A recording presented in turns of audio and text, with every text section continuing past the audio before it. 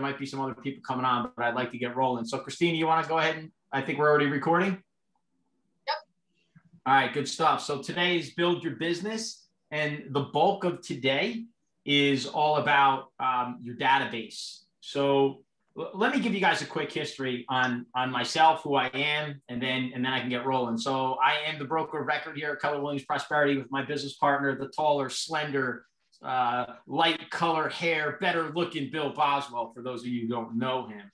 So Bill and I came into this business like pretty much every other realtor, you know, just arms swinging, going all over the place, and just throwing everything up against the wall, seeing what would stick. And we're lucky because we got a lot of things to stick. And the one thing we never did was build a good, solid database, as crazy as that sounds to many of you, right? So I am actually still finalizing and tweaking my personal database to go into Command. Bill finished his last year and I'm finishing mine this year. So can you imagine this? Bill and I and our team, we did 282 transactions last year for just shy of 120 million. And I did not mine my database. Can you imagine how much more business could have been done if I actually operated the way Gary Keller has taught us through MREA to operate with a database? So I put myself out there because I want to be vulnerable. I want to be transparent. I want you guys to understand that I'm teaching this class not to you, but with you, because I'm in this world right now with you guys. So with your database, it says very clearly there, you build it, you grow it, you organize it, and you communicate with it. And you have to do all of these for your database to give you an ROI, right? So if all I did was plug people into a database, but I don't organize it so that I'm speaking to it properly, and if I don't communicate it with it on a regular basis, it's worthless. So it's kind of like somebody who studies and gets an amazing degree, but does nothing with it. They just study and they know all the knowledge, but they don't communicate it out to anybody. All it is internal. It's not external. I'm looking for all of us to have this database go external and bring you guys a ton of business in return. So I think what I'd like to do is, again, in the chat box, if there's any direct questions on what you're looking to get out of today, if there's anything specific that you hope to leave with today, on database, put it in the chat box right now, and we'll talk about that as we go. This is known in the instructor world as a heavy power session, right? So there's going to be some work going on today. So be prepared to do what you need to do on that. I know everybody was instructed on what to do in advance, what to bring, and in the manual, I would imagine some of you guys noticed it talked about E-Edge. Right? So this clearly has not been fully updated to say Command. So for any time we see E-Edge today, that means Command. So what are our expectations? I want to thoroughly cover this page because I want to make sure that, everybody is ready to move forward. I already spoke about your expectations of a lot of work to do. So our goals today is to build the most important tool you'll ever have as an agent. And besides your good looks and charm, it's your database. Lead generate for business, right? So the 3 L's, leads, listing, leverage. So this is huge. And instead of doing what Ron Iosa has always done, again, let me admit my faults, instead of going through a wall, learn to go around it. And that's what a database is going to help us do. We're going to learn to go around the wall and find even more business on the other side rather than plowing through it. So we're gonna talk about adding new contacts to our database, which is growing. It's a living organism. It should never be stagnant. It should always be growing. We're gonna organize it. We're gonna talk about how we categorize our database. I think a lot of people who are newer potentially to the business, I'm not so sure if you guys understand what that is. That's a key element. Bill and I had a coach on the West Coast for a couple of years, and he taught us that very, very well, even before we were blessed to come to Keller Williams. And then we're going to get them on a marketing campaign. So we're going to learn to stay top of mind. And then the next word that you should associate yourselves with is mind share, right? What is mind share? Mind share is sneakers, Nike, water, Dasani, Poland Spring. That is mind share, where you automatically think of a product name or a winner, a leader in an industry. So what we want you guys to be able to do is develop this database so that all of the people you communicate with through your database, they think of you when they think of real estate. The two should be synonymous, right?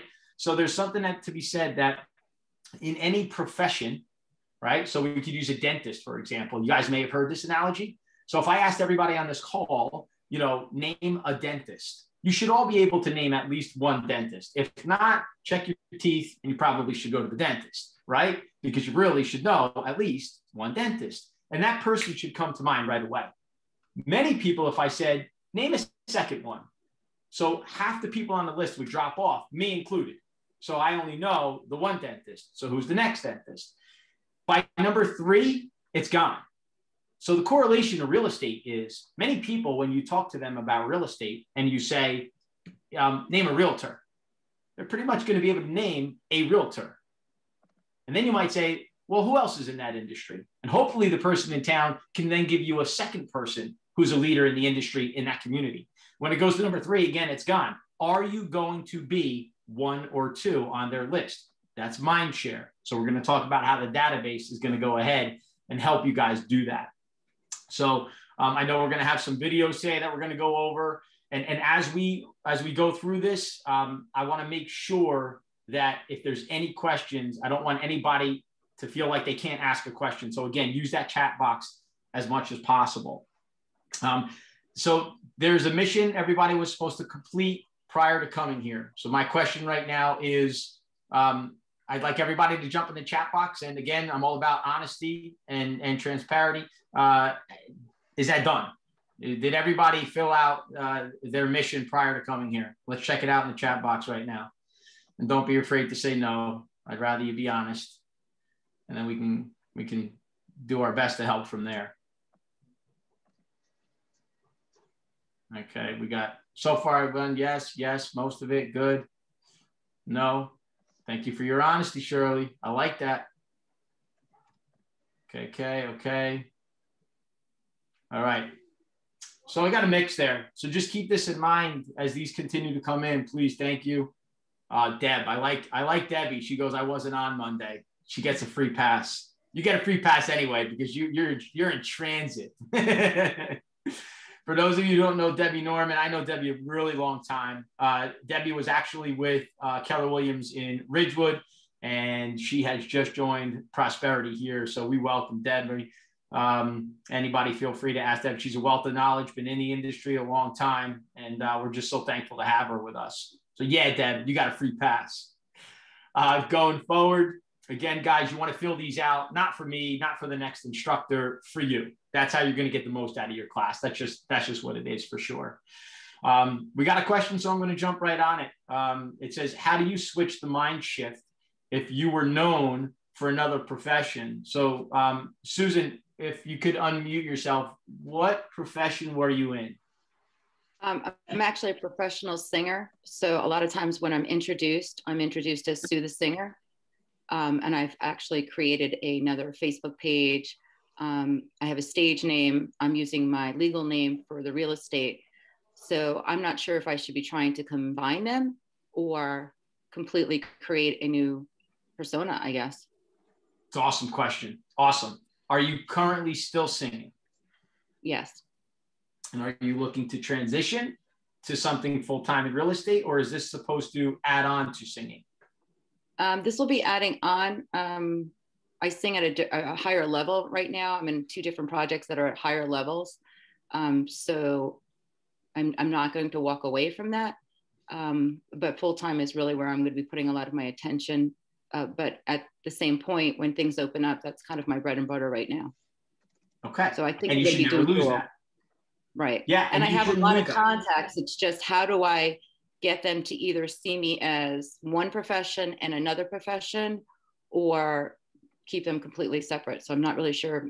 I was even thinking of maybe some creative media relation things to do. I'm not sure. Yeah.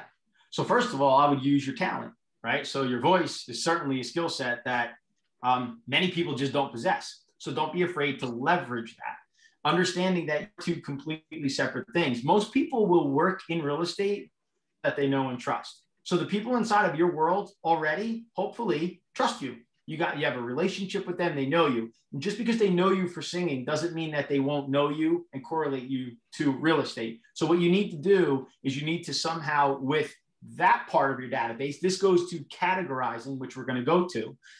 You'll be able to categorize the people in your singing world who know you as the singer.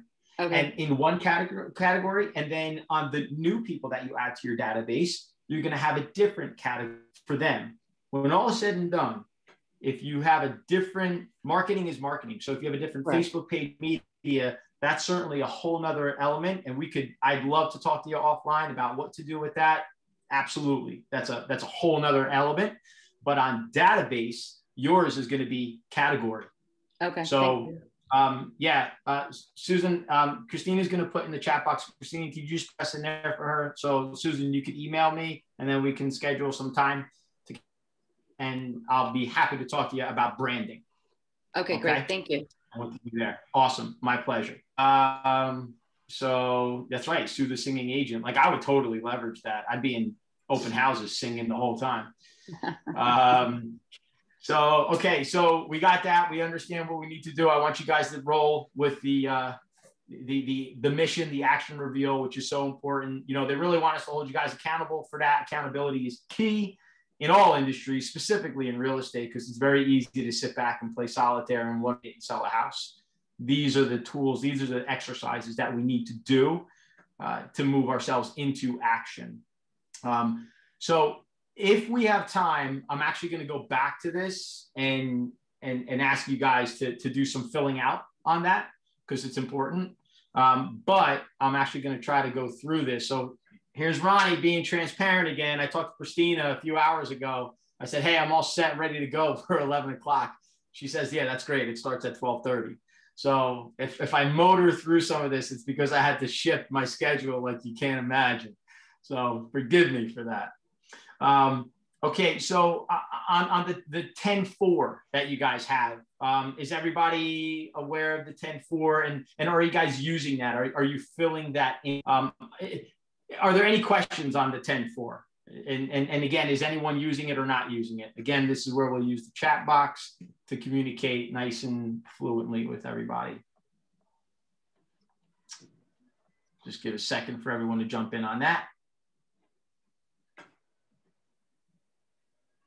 Okay, so we don't know what the 10-4 is. So the 10-4 is found on KW Connect. At point in time, Christina, if you're able to share a link in the chat box, if that's possible for you for them to get to the KW My Tracker.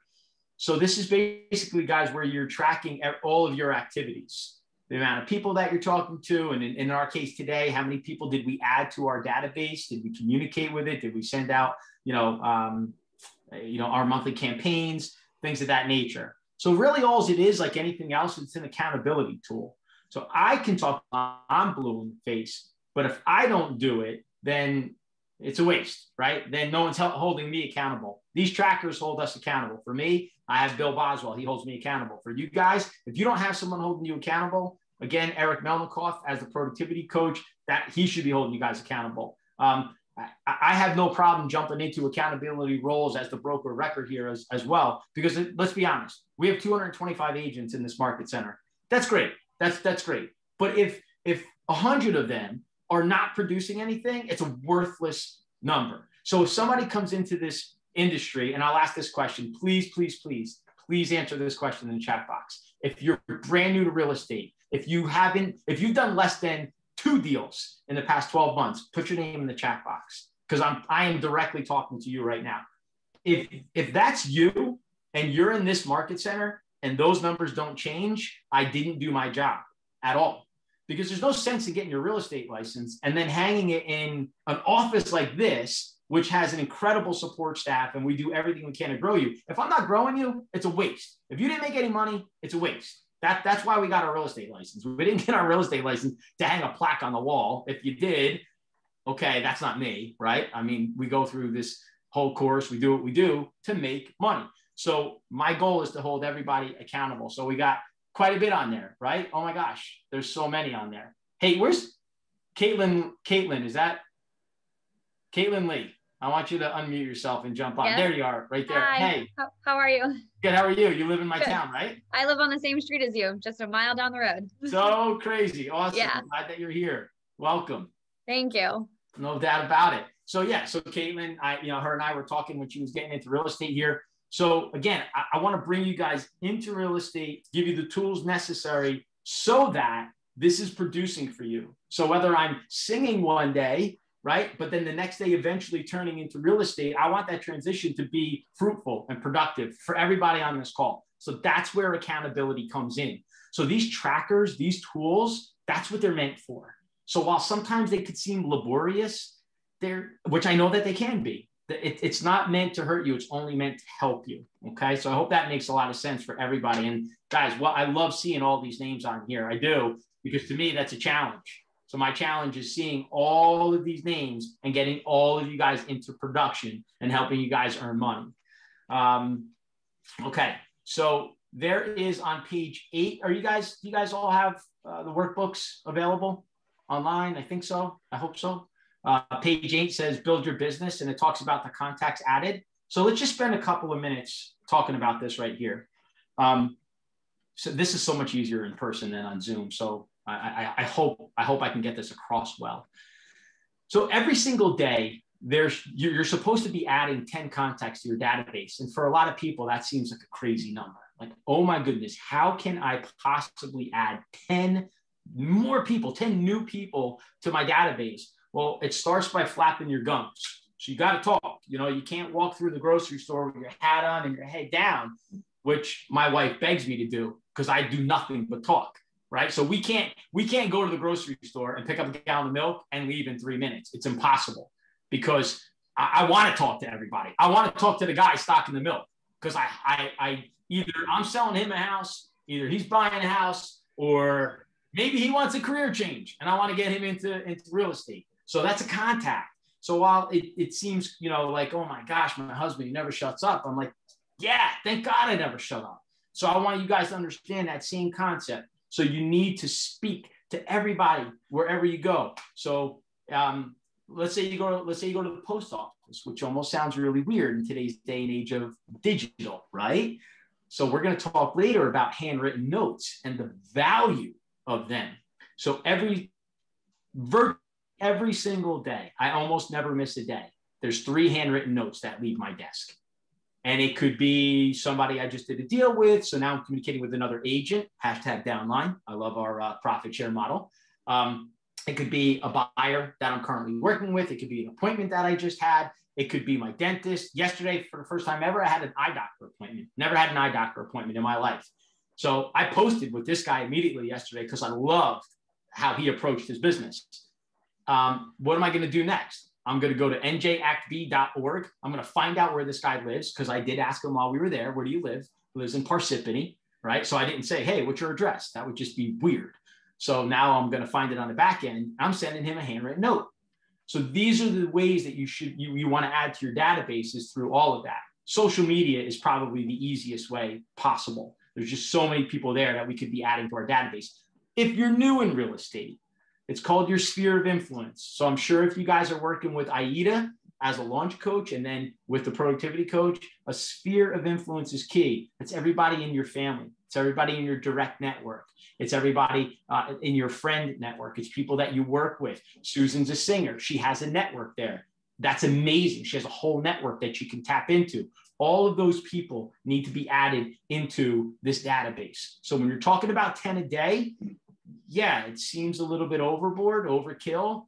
It's not. It's definitely achievable. It's basically meant for like a 5-day approach. So that's also something I always say is that my weekends are my freebies. That's where I get to add to that. So if I only dropped in 5 or 6 or 7, my weekends are going to help me add to it. Now, where are you putting these people? So let's just start right there in the chat box. If you are currently already working with a database, where are you putting them? So go ahead and put that in the chat box. I'd like to know where it is that you're putting them. And I'll just keep talking while these start coming up. Obviously, we all talk about command right now. If you have not taken a hold of command yet, That's okay.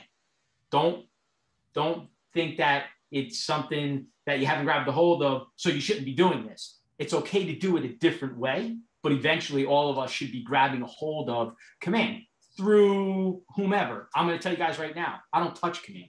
That's me, right? I have a team, and I tell Samantha, Sam, just rock and roll with command. I don't want to deal with it. But I also am coming from a different position, right? So you're broker of record, we're opening up another office, I'm doing other things. If I'm new on this list, command would be the only language I spoke, because that's what it's meant for. So I'll have it be part of my language. I just won't personally be the one touching it, if that makes sense. So I got 12 more messages. So a lot of you guys are using it. Love it. I love it. Excel spreadsheet. So Susan, this is awesome. You're the one who did that. So that's where my database always was, in an Excel spreadsheet. And it was super, super simple. I had everybody in there, and then I was able to categorize them that way. If you're already using command, I applaud you, because you're 100 times better than the guy talking to you on the screen right now. I mean that sincerely, because for me, it was just easier on Excel. For you guys, if you can grab a hold of command out of the gate, grab a hold of it. Humongous, humongous, such an advantage for so many of us. Let me see, Deb and Fred, when at Coldwell Banker, what did they actually use for this back then? Do you guys remember? Fred, you were in management. You probably know. It was actually, I really liked it. But I don't remember the name of it. It had like a little red dot, a little green dot, and a yellow dot. And like you would type in like, oh, I talked to this person, or oh, I sent them a listing, and they would go back to green. And then if you didn't message them like in 2 weeks, it would go to yellow. And then like 3 or 4 weeks, it would go to red, meaning like, hey, you have to touch this person again. I really wish we had that. I don't remember the name of it though, but I actually really liked it. It's like the only thing I missed from CB. Well, it's funny because you still have an element of that inside of command. You just have to set it, right? Yeah. No doubt about it. So what she's talking about was the system that was in place for company-generated leads, so that the company could actually keep track of where you're following up on your leads. But what everybody was supposed to be putting their leads into was Market Leader. This way, it was the whole program. You had your leads in there. You can put them on programs to send things out. So Market Leader was the basic CRM for the company. But Fred, what was the name of the one that they made us use for that? You know, I've only been out of there for a month, and I don't remember the name of it, but it was Lead Router, I think, at one time. Maybe it was Lead Router. And then they changed it into something else, but Lead Router was always running in the background. So yeah, that was the program, Lead Router. Yeah, and so command is basically set up to do the same thing. It's just that we have to get into it, set it up, and it'll do the same thing, set it and forget it, right? So that you would set up when you touch a base with them, et cetera, et cetera. A lot of these lead generation sources online have the same exact system set up. So they touch base with you. Ideal Agent, Agent Prano, Effective Agents, all of those things, pretty much the same thing. So we're going to move on now. Page 9 in the book is it's your turn, right? So now you guys are going to get involved. So I'm just not a corny person, but you know, this is where it calls for the affirmations. Some people find affirmations corny. So whether you say it out loud or you say it in your head, the affirmation is, I always come from contribution. People will welcome my call. So let's just talk about that for a second before we start ripping, okay? When you get ready to pick up the phone and call somebody, like right now we're on Zoom, so we can see each other. You guys could see my face. I could see your faces. So I could actually read, for the most part, I could read who's engaged, who's engaging, who thinks I'm a complete waste of time, right? Like dead serious. That's what this is all about, because we have facial recognition. Voice recognition is the same. So don't ever minimize voice recognition when you're talking to someone on the phone. When I talk to someone on the phone, they can see my pearly whites. I'm smiling when I'm talking, and it comes through on the other side. So when we pick up the phone and call, this affirmation is, I always come from contribution. People will welcome my call. I mean that from the depth of my soul. I know that when I'm calling, I have something for you. So whether you choose to deny it, no problem. That's on you. If you think that the information I have is not good for you, that's on you. I know I'm coming from contribution. So when we start talking about filling in our goals and calling as many people as we can, so what is it that we're calling for? So right now in the chat box, jump on 1, 2, 3 people, whoever it is, first 3 I'm going to look at. What is the number one reason you would be calling somebody for with real estate information? What information would you be sharing with them? Go ahead and hit it up.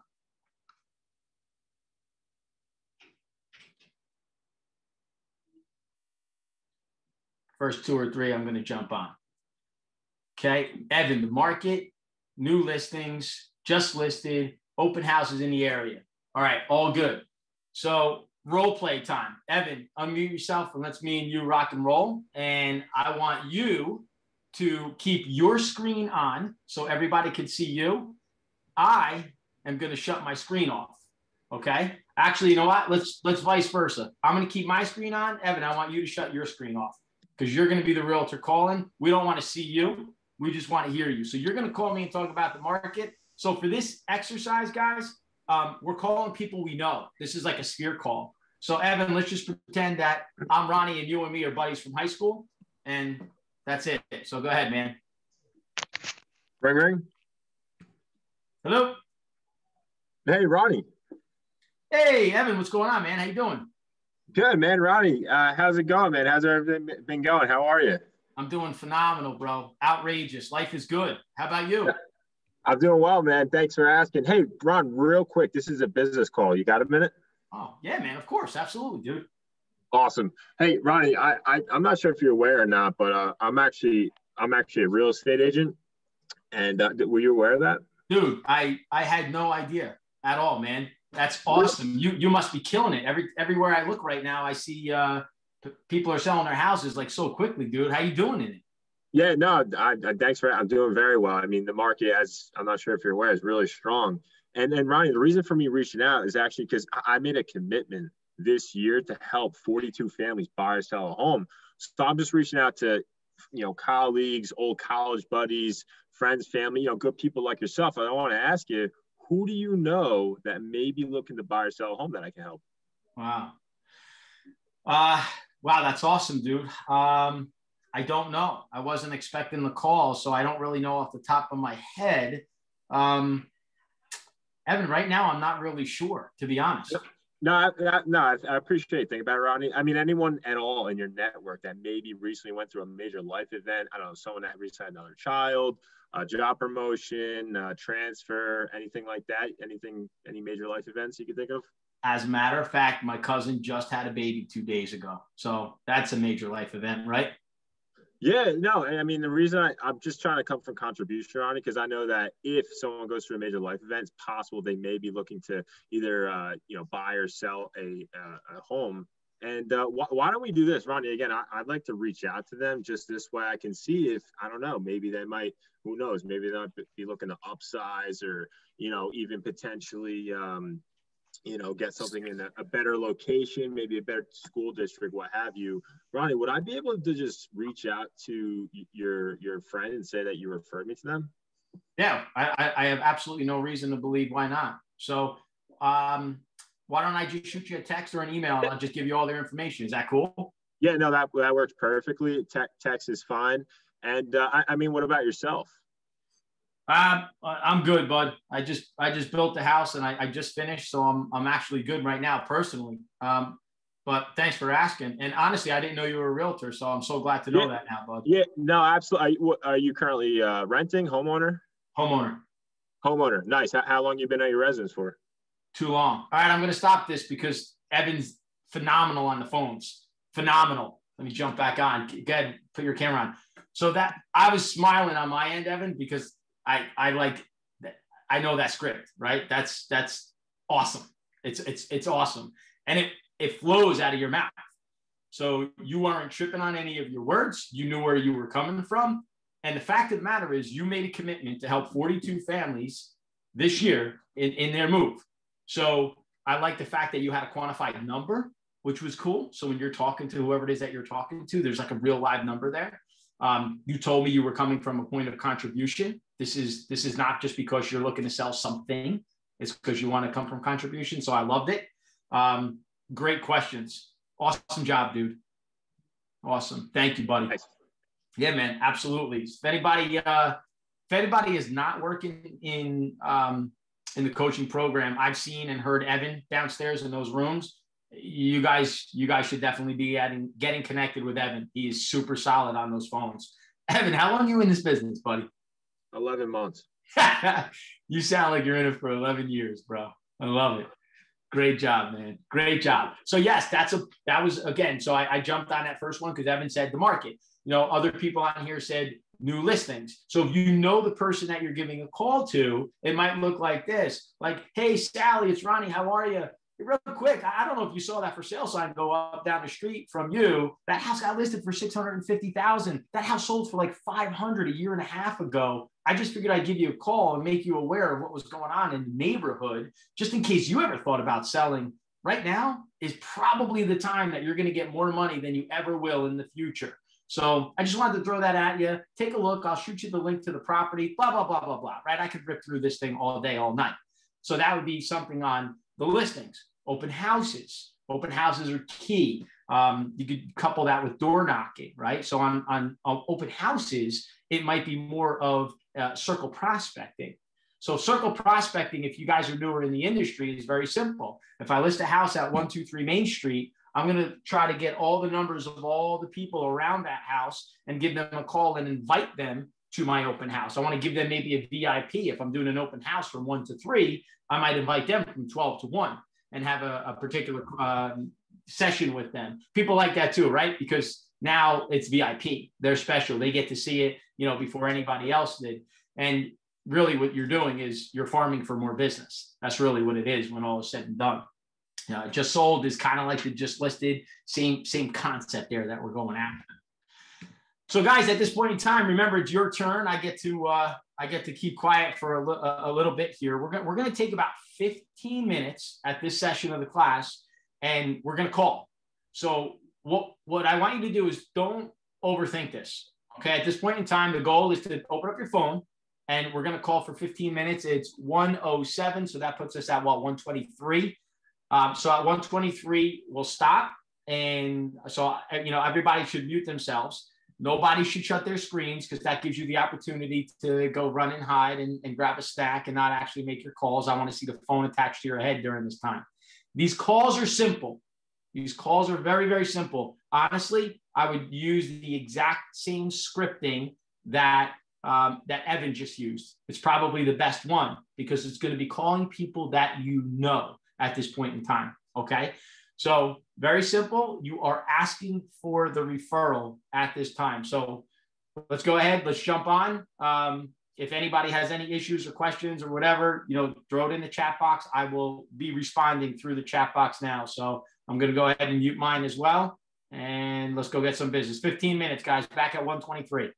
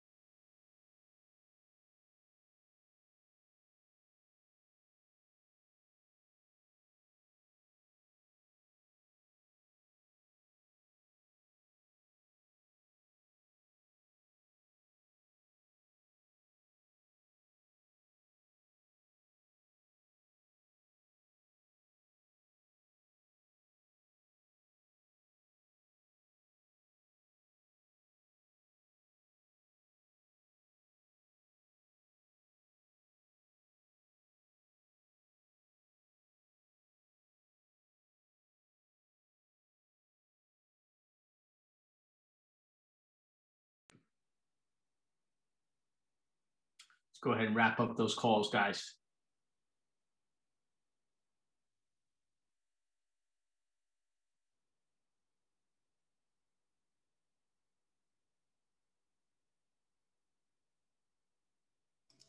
I'm not having a lot of success. I'm calling people that I haven't spoken in years to, and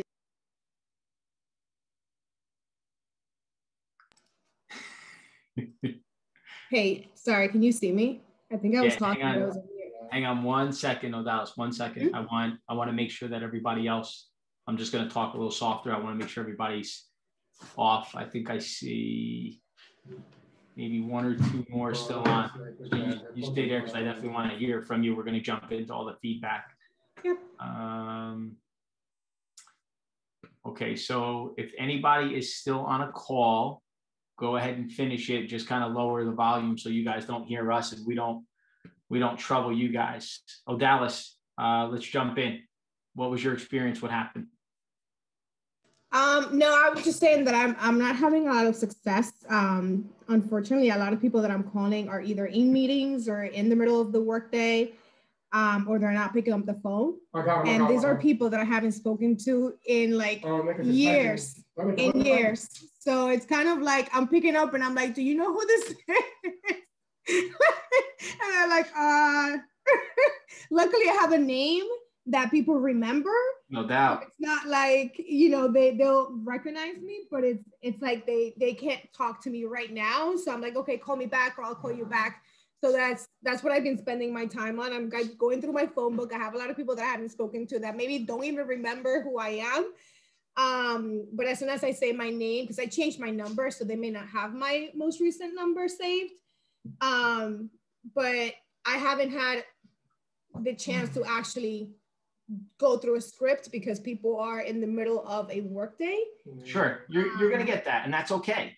So what you've done was you've inadvertently earned the right to call them later on tonight, and now it's up to you to go ahead and make those calls. Number one. Number two, this exercise, Odalis, what you just said is exactly what this exercise is for. And as we go through the rest of today, you're going to hear a couple more things on it. You haven't talked to these people in years, right? So that's the whole concept, is we never want to fall into that. And we all do. Trust me, there's plenty of people in my database I have not talked to in years. Some of them I don't want to talk to. But the fact of the matter is we need to stay in contact. That's how we're going to grow the database, okay? So I'm so happy that you actually said that. So that's awesome, okay? So now you have a job tonight. You better be making those calls. I do. I have to return those calls. Absolutely. Okay, is there anybody else, maybe whether it's a hand up or in the chat, you know, who next wants to jump on? And while somebody says, hey, I want to talk about what I experienced, because I need to hear this from you guys. You guys all need to hear from each other. I'm gonna get a little real. Mohammed, can you unmute yourself for a second, buddy? Okay. Hey, buddy, when did you get licensed? Actually, still pending my license to be activated, and I'm just joining these calls and trying to get as much as information and training as possible once that activated. So I'm ready to go. Okay, so super solid there. So you're working through all that. So if that's the case, what was your call like for you to call people? So you're getting licensed, or with it? Yeah, basically that's what it is. So when I looked at the script of a newly licensed agent, I didn't really tell them that I'm licensed. I'm pending my license, and I'm just giving them a heads up. So once that active, we could run and do business together. And if there's anything they can do, I'm the first person that comes in mind. Okay. So now I want you on camera to look at everybody and smile. Just once. Yeah, there you go. All right. Now, listen, I say that because I was watching everybody. So this is not to pick on anybody. Okay. This is, I watched everybody, and that, Mohammed, I looked at you, and that was one of the things I noticed, that you were very serious in your call. Okay. So I didn't notice you crack a smile even once. And let me just be clear. You're not me, right? I go to bed with a smile. I wake up with a smile. You know? Some people can't stand that about me. What are you going to do? What I am saying is that comes through over the phone. And so I want you to practice that. I want you to crack the smile while you're talking, and it's going to go through on the other side. And I'm not telling you to change who you are, because I don't want to change anybody. Right. Okay. I just know what works and what comes through. I say that, I don't know if Donna's still on this call. Was Donna still here? I don't think so. I think she had to jump off. Donna Tishka. Donna's an unbelievable realtor. Her business has completely skyrocketed. She does a ton of business, and she is serious. She's like a soldier. But when Donna smiles, I get such a rise out of it. I love to see Donna smile, because she comes out of that serious, that serious mode that she's always in. Yeah. And I get to enjoy that, right? So we want our people on the other end to enjoy that from us. Okay, yeah, man? No, that is a personality trait of mine, and I've been told that a couple of times. So, but it's good to know that, you've seen it as well, and gave me the heads up on it, because I do forget that myself. So I'll keep a note of that, and I'll have that up to smile a lot more often. And that's it. You got it, bro. You got it. Happiness is a choice. I want the people on the other end to understand that you're happy with what you're doing. Always, yes. All right. Okay. Sharon, yes, you were getting picked on anyway, so I'm actually glad you put this on here. Yep. You have to unmute yourself. Wait, Sharon, can you hear me? Can you unmute? Yeah, I am. Hi, hey. Everyone. Yeah, so I had a great experience. Awesome. It looked like it. Yeah, it was good. And, plus we caught up. I haven't, spoken to that person, oh God, I think since the holidays. So yeah, that was great. And I'm a very brand new realtor, so this is super duper exciting. Oh, good for you. I love it. So do you want to share with us, who was it? Was it a family member, a friend, a coworker? It was a friend. It was a friend of mine. So I called John, and he's selling his house, boo-hoo, not with me. Okay. But honestly, I wasn't really a realtor until quite recently. So he probably didn't know that. But anyway, right. I digress, sorry. Okay. Yeah, so he was telling me, and I was like, wow, you do know I'm a real estate agent now. I've reinvented myself since my unemployment.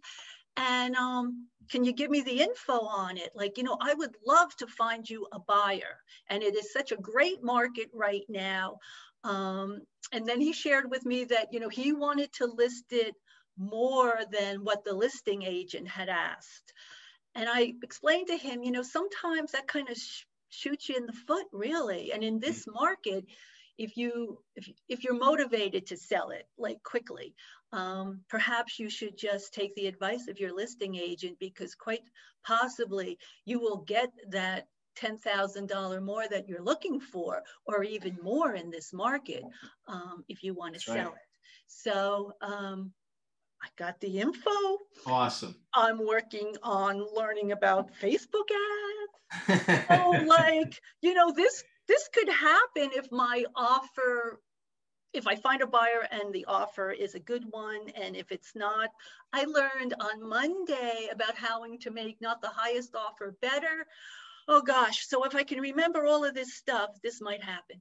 Well, listen, take it in bite sizes, right? So, today's about database and mining it, and that's what you just did. So don't worry about the Facebook ads right now or anything. What you just did is an exercise, and what we concentrate on becomes, that's metaphysics. That's just the way it works. So now the more calls that you end up making, Sharon and everybody else, you'll start to receive other calls coming into you. Conversations that'll start to be happening are all going to be tied to real estate. That's just the way it works. So I'm glad. And I saw you, I said I was going to pick on you in a good way, because I saw what was going on your end through the screen, which is great. Okay. So I want to make sure, guys, that those scripts, they were there, they were available. Jerry, I see that maybe you printed a wrong booklet. Guys, Evan is probably awesome for this. Evan, if you have the ability to, Christina, if you could maybe, if you could possibly remember who was on here and just start shooting some text messages out so everyone could join in again, that would be awesome. Thank you. Hey, Ron, if I can share a couple things. Please, buddy, go ahead. So everything was, I only got to two phone calls. Okay. Okay. Which was fine. Yeah. But the thing that was interesting, the first one was like, awesome, layup. Dude, that's great. Happy for you. Nothing really going on right now. But with that, now that we know that you're in the market, we got you. And, you know, and I'm going to splatter your name all over the place. Mm-hmm. That was great. Okay. Right? And then there was 10 minutes of catching up because I don't want to sound insincere. I don't want to sit there and go, hey, I'm trying to throw my stuff down your throat. I don't care what's happening in your life. Gotta go. Like, I didn't want to do that. Let me cut you off real quick. I wish Evan was on because he's probably better at this even than I am. But I will tell you. Back on. My man. So jump in on this, Evan, when you feel the need, because I know through your training with Eric, I know how you guys are good at this. Jerry, I struggle with that. We come probably from the same cloth, right? So honestly, right? That's an Italian-American thing. You just talk and you love to talk and you keep going and pop. It's what we do. In these calls, we need to remember what Evan said. This is a business call. He opened up with that. So by opening up with that, you earned the right to end the call soon, and it wouldn't be abrupt. It wouldn't be you shoving it down their throat. And it gave you the opportunity, by shutting down the call soon, gave you the opportunity to call again for an awesome follow-up. Evan, what's your thought on that, bud? Apologies, Jerry, can you repeat the question? I just hopped back on. The meeting somehow ended. I just rejoined. What was the question? I said the first phone call I made was very supportive, very awesome. You know, everybody was like, hey, so psyched that you're in real estate. You know, we're gonna tell everybody about you, blah blah blah. Like everything was going absolutely perfect. And then that was the first 5 minutes. And then the remaining time frame was, so how's the kids? What's going on? Blah blah blah. And answering questions and having a friendly conversation, right? And I didn't want to cut it short because I didn't want to sound like a jerk, or I didn't want to sound like the sales guy, if that makes sense. Yeah, it's a great question. So Ronnie already said it. Yeah. So establishing it's a business call, it'll allow the conversation to first go to the topic of business. And then at the end, I experienced it too for my 2 calls during the call session where they started chit chat with me as well. And, you know, but I kind of just like let it go because at that point I already asked you the questions of getting a lead.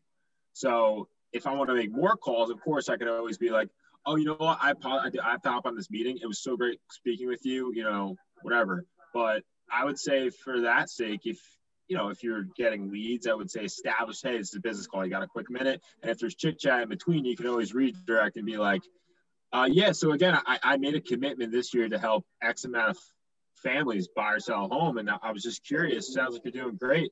Who do you know that might be looking to make a move, and go like right back to the script? But I don't know, something for me, if I ever feel like, you know, people are chit chatting with me, I'll say, hey, you know, I'm sorry, I gotta hop in this call. Jerry, it was great speaking with you, and I'll follow up with you on those topics. So thanks for letting them know that, you know, I'm a real estate agent. You know, I'll talk to you soon. Gotcha. Okay. Yep. Right off the call. And Jerry, another follow-up to that is where you could chuckle and say, look, Jerry, clearly you and I have a boatload of catching up to do. And then I'll go to Evan, what Evan just said. I have a scheduled Zoom meeting I got to jump on right now. Dude, could I call you later so we could catch up? Right? That's so true. There's your sincerity. You want to catch up with them, but sure, you need to keep making your calls as well. Gotcha. Okay? No, that's great because you're right. We're cut from the same cloth. Like if I ever did that, my father would kick my ass. Of course. Absolutely. So it's finding that way to blend between the two. There's friendship, there's business, there's a time for all things, right? Yeah. So just figuring out how to make your transition and doing it in a way where they don't feel like you just tried to shove something down their throat and take off. Gotcha. Because honestly, you're not doing that. That's not what your goal is. And then let's close out that session right there, guys, by saying there's going to be times where you're going to have a chatty person on the other end. And sometimes you just got to deal with it. You're going to spend a 5-minute call is going to be a half-hour call. It's going to happen. So for me to sit here and tell you it's not going to happen is ridiculous. That's not the case. So they're going to happen. Do your best to limit them so you get as many calls in as possible and work through it, right? We do want quality. Quantity alone with no quality is worthless. So you got to blend those two. Okay.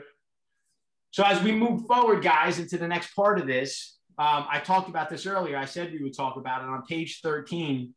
It's another time for you guys to spend a few minutes. We're going to take 5 minutes. I don't want this to go much longer. It might even take less than that. Okay. Does everybody can I ask a question real quick? Sure, please. Okay. So you get someone on the phone call. We've gone through pretty much this script, and I don't have it in front of me, the script actually. But if they say they might have someone interested, but they do not want to give you their information because they want to contact them first, or they don't feel comfortable doing that, should we be texting them our information, maybe taking a picture of our business card and sending it to them so they can forward that? Is there a correct protocol for that? 100%. So I would answer by saying, say how you want to go with this. I guess I'll try to make it as real as I could, right? I say, hey, Susan, listen, I totally appreciate that. To be honest, I probably would do the same thing if I haven't talked to my friend first. So here's what I'd like to do. I have a personal app so that they can communicate directly with me at their leisure. If you don't mind, I'm going to text you right now the link to my personal app. I'd love for you to download it. It's free. You can search homes all you want, anytime you want, all over the country. It's actually pretty cool. And maybe when you talk to your friend, you could also share that app with them. But if you didn't mind, when you're talking to them, maybe you could just ask them, hey, my friend Ron just is talking to me, and he's a realtor and he's licensed with Keller Williams. And I thought of you because I thought maybe you were going to be selling. Would it be cool if I put the two of you together? So you're asking them to go one step further in the referral process, but in the same breath, you just got your app downloaded onto their phone as well, because that's also something you want to do. I had that in the chat in the last one. Every opportunity to share your app, share it, get it out there. Great question.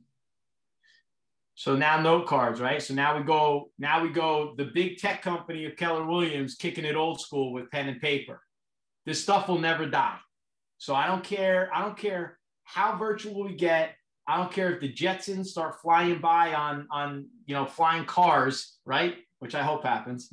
But handwritten notes are still gonna happen. Okay, I promise you, they're gonna happen until the Postal Service is completely done. And you know what? When they're done, I'm dropping mine off, because there's something special when somebody takes the time to sit down and write a note. Because any one of us could pick up our cell phone and send a text out in 2 seconds. The problem with that is that people are inundated with text messages and emails. No one cares as much anymore, because they receive all of them, so they look at them very differently. Oh, it's another one of them. It's another one of them. It just doesn't feel the same as a handwritten note. Great saying in the industry: nobody cares how much you know until they know how much you care. And nothing says you care like taking the time to write a handwritten note. So like I said, I use these guys every day of my life. I'm in this industry 16 years. I'm currently the broker of this office. I have this team, and I still do it. I beg you, do this. And there's not a soul alive that shouldn't be using handwritten notes. I'm telling you right now. And when you receive one of these in your mailbox, at your door, on your car, whatever the heck it is, it says something different. You're like, oh my God, that's so awesome. I just think about how it was years ago. I was on a meeting this morning early, and my buddy Morgan said he had recently read a stat that the amount of data and information we receive today in one day equals the same amount of data and information that somebody in the 1500s received in their entire lifetime. That's insanity. But think about it. Back then, how would you possibly get your information across? It was in writing, right? It was via a messenger. So when that message came across, it was big news. It was important. So today, when you receive a handwritten note, it's important. It's big news. It doesn't have to be elaborate. It can be super, super simple. But again, I encourage you to use them. So on page 13, there's a script for the people whom we have met. So you do not have to write these verbatim. It's just used as an outline. So for anybody who doesn't have any of these notepads or booklets with them, I'll read it. It says, thank you for taking the time to chat with me today. It was great to catch up with you and let you know what I've been up to with my business. I'm thrilled to be with Keller Williams, and I'm available to you at any time to be an asset and resource to you, your family, and your friends. Please call me whenever a question or need comes up. I'll stay in touch. I appreciate you, and I wish you all the best. That's a simple note. You could use that as a guide. You could make it your own. If you're, let's go back to Sharon. Sharon talked to an old friend who just listed a house. So Sharon's quick note could be, John, it was so nice to catch up with you. I am sorry I was late to the party and I wasn't the person who listed your house, but I promise I'm going to be searching for a buyer for you. Wishing you all the best. Talk soon. Boom. Done. Done. Every one of those cards should have a business card in it, and then you move on from there and then send that out. So let's see. Let's jump in the chat box, guys. I'm looking for a yes or a no. Do you have note cards right now? Yes or no? Go ahead. Everybody in the chat box.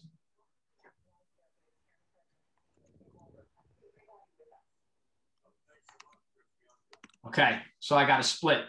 All right, so on the split, for everybody who doesn't have a note card, take out a piece of paper. I hope you have a notebook. If you don't have a notebook, well, I guess you're too modern, right? Pen and paper, thing of the past. Take out a piece of paper. Now that same piece of paper is just as good as the note card itself.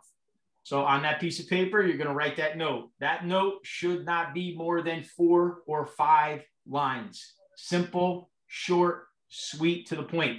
So whomever you spoke to today on those calls, let's right now just write 2 notes, okay? 2 notes. This means it should be 5 minutes. You got 5 minutes. At 1:51, we jump back on.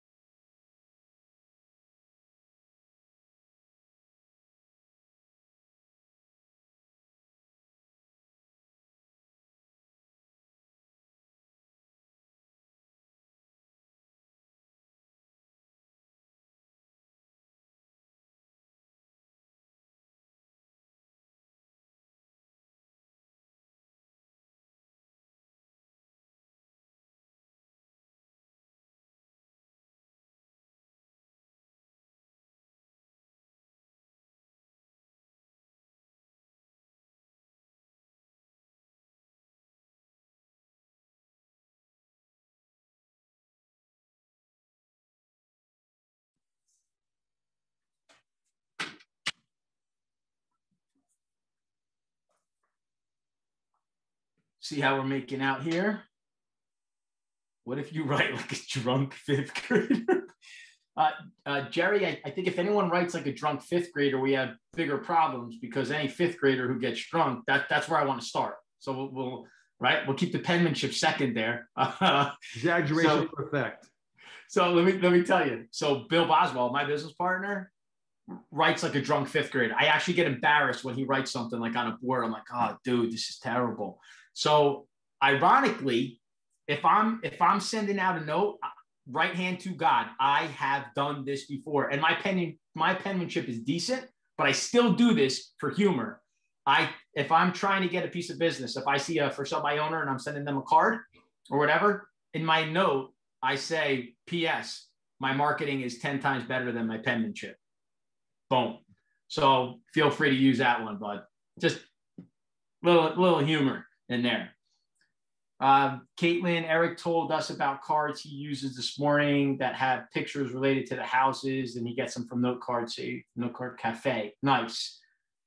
Do I suggest adding business cards? Caitlin, yeah. So I just got done. I was just out here talking to Tina from our office. And I told her the same exact thing. So on my handwritten note, let me just show you guys what I have.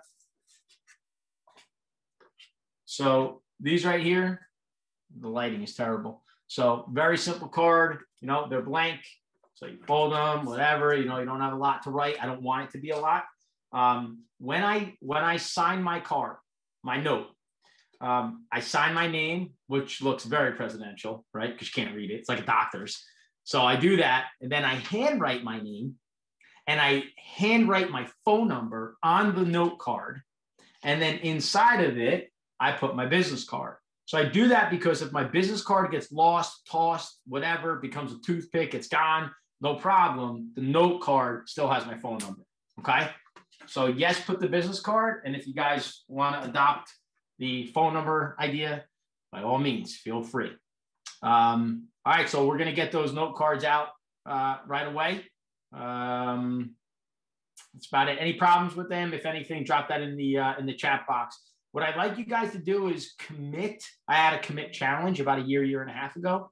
Commit to, and start off with one. Don't get crazy, but commit to writing one handwritten note every day, Monday to Friday. Just make a commitment to yourselves that you're going to do this. It's an awesome challenge. The commitment itself should hold you internally accountable.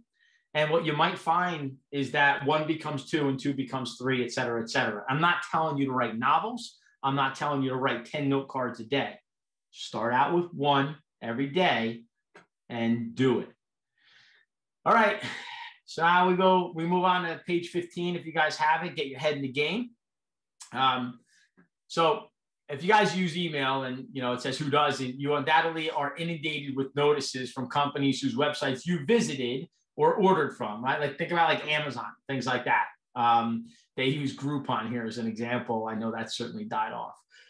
So when you buy groceries, right, with a membership card, or you shop at Target with their branded credit card, do those companies give you coupons or send you messages about upcoming specials? I know Kohl's Cash. That's one thing that I've always heard about is Kohl's Cash.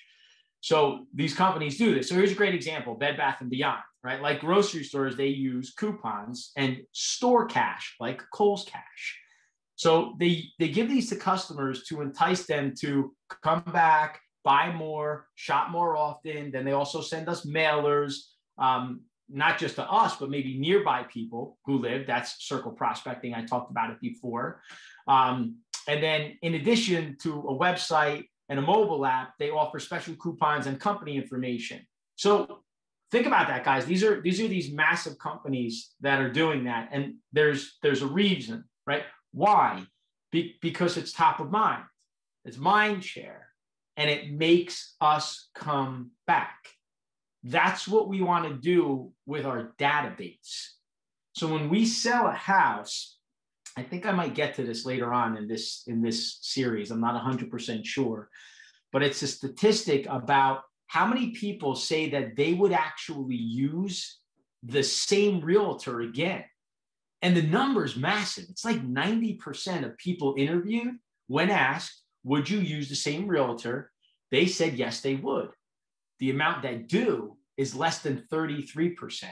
So there's like a 60% drop off rate. Why? Because no one's staying in touch with their database. So there's no mind share. You're not top of mind anymore. That's exactly what these companies do. This is what mining your database does. So we're going to start to get into that a little bit more. So that's mind share. And then move on from there, we get into target marketing. So those of you earlier, so many of you talked about Command and what you're doing in Command. Command is, Keller Williams is, let's start there. Keller Williams is the #1 customer for Facebook. #1. If you're not using this script on listing presentations, by the way, you're missing the boat. So hear what I'm about to say, and any listing presentation you have coming up, please use it. I use it all the time, and 9 times out of 10, it helps, it aids in us getting the listing. So everybody today, that, print ad, forget about print ad, everything's online, everything's digital, cell phone, laptops, et cetera, everything's about that. So, I say, Mr. Seller, if you wanted to, or Mrs. Seller, you could certainly create an ad yourself, and you could put it right on Facebook. You have that ability to do it. But when you do that, there's an algorithm for that ad. When I do it, it's not really me doing it. It's Keller Williams doing it. And it's the same algorithm for all the Keller Williams agents, because we go through Command with our targeted ad campaigns. Therefore, I go into Command, that shoots it into Facebook. That's what made Keller Williams the #1 customer overnight for Facebook.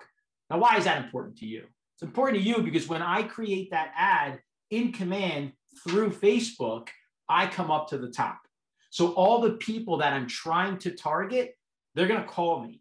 And no offense, but all the people you try to target, they're going to call me first because my ad's coming to the top. This is why social media targeted ad campaigns are so important. And this is also why, even if you don't choose me, this is why you should choose a Keller Williams agent, because their ads are the ones that are coming to the top. So guys, targeted marketing. I don't know if anybody on here doesn't know what targeted marketing is. And if you don't, let's go quick 30-second tutorial on it. Piece of cake. Let's see. I'm going to choose. Who here bought a new car in the last 3 months? Anyone? Maybe 6 months, whatever. If so, drop it in the chat. And if you're afraid to do that because I'm going to pick on you. Oh, I did, Shirley. All right, Shirley, unmute. Hi. Where are you? I'm here. You're here? There you are. Okay. Shirley, what kind of car did you buy? A Honda CRV. A Honda CRV. So did you just make a right-hand turn into the dealership one day and said, oh, I want a Honda, or did you research it? I researched it. Researched it. Is it or is it not eerie that after your first research, all the ads, all the emails, everything started popping up on your screen about Honda CRVs, other little SUVs? That happened, right? Mm-hmm. Okay. Listen, guys, you're never going to have this conversation with someone and Shirley's answer of yes not be the answer. It's always going to be the answer. It's just the way it works. So this is targeted marketing. We all have the ability to do the same thing, which is cool. I don't know how that stuff works, and I love admitting that, right? Like I'm not a computer guy. It's not what I do. If you guys don't know my history, I used to own a deli and catering business. I went from slicing roast beef to selling mortgages. So trust me, computers, all that stuff, zero. I knew none of it. I didn't turn a computer on until I was 30. So this targeted marketing campaign and how it all works, surely the same experience that you had with your Honda CRV is the same experience you're looking to bring to your database. And that's through real estate. So through the search engine, through whatever they're using, whether it's Google, blah, blah, blah, right? Internet Explorer, Yahoo, whatever it is for their search engine, all those keywords that they put in there, just like you did, Shirley, when you were searching and researching for a car, we're doing the same thing with houses, house, home, real estate, whatever. Today, the big one, right? New York, Exodus, condo, townhouse, keep going. You build these funnels, and then you put them inside of a campaign. These campaigns are the campaigns that I would love to see you guys start to get into because they're cheap, and they're an easy way for you to mine new leads, especially as new agents. So I don't want to go down a rabbit trail because we're talking about database today, but I implore you to get into that. Targeted marketing in social media through command. I think Megan Wubenhurst is probably the best at it. And I believe that her admin is also helping with things, Grace Ostreicher. And then Christina. Christina, are you on still? I think so, right? Yes, I am. Yes. So Christina, you want to tell them about the special needs child? That's me, how I sat down with you and you taught me about it. Well, the only thing that I would say about that is I love you, Ron, but you do have a black thumb. Those were actually your words. But it is relatively simple to set up a Facebook ad itself. There are a couple videos that I have, or classes that I have recorded and posted to our agent community Facebook page. So if you guys were ever interested, just type in the search bar, Facebook campaigns. I held a class with Donna Tishka. I held a class with Grace, who Ron had mentioned before. I've also sent out a couple videos through the Command 66-Day Challenge. Marty Miller has gone over how you can also create a Facebook ad and run it through Command, but the results have been, Ron, you can speak of this also, pretty good for the most part. I mean, there have been people who have ran campaigns for an average of 12 days and received about 30 some odd leads. So I think that they're definitely effective. Yeah, and so on those 12 days, that campaign, you could do it for $5 a day. So for $60 to get 30 plus opportunities for $60 is pretty crazy. So these things, this is huge. So guys, I gave you guys keywords just before about real estate. Your database is your keyword. So you could create a targeted campaign targeted to the person so that when anything that you create is going to them. So do you see the value of a database and why it's so important? Their names, their email addresses, whatever, everything inside of your database, you can target them directly with all of your generic stuff that you're sending out. Even if you don't have a property. I love that one, right, guys? A lot of new agents here. Well, what do? I don't have a property. Yes, you do. You have 1,000 properties because you're here at Keller Williams. This is a collaborative environment. We share all of our stuff. So every listing that I have, all you have to do is call up and say, hey, Ron, can I post that? Yes, yes, yes, yes. That's always going to be my answer. What I will do is tell you, let me see your ad before you post it. I'm going to check it for compliance. I'm going to make sure Kieran gets eyes on it, that it's right. I don't want anyone getting in trouble, et cetera, et cetera. But you can leverage everybody in this market center, and it would come across that those are your properties that you're working on. So you are the Keller Williams agent. So you have that right to use that. So leverage that all day long. Yes, you have properties to use for ad campaigns. Okay, I hope that makes sense.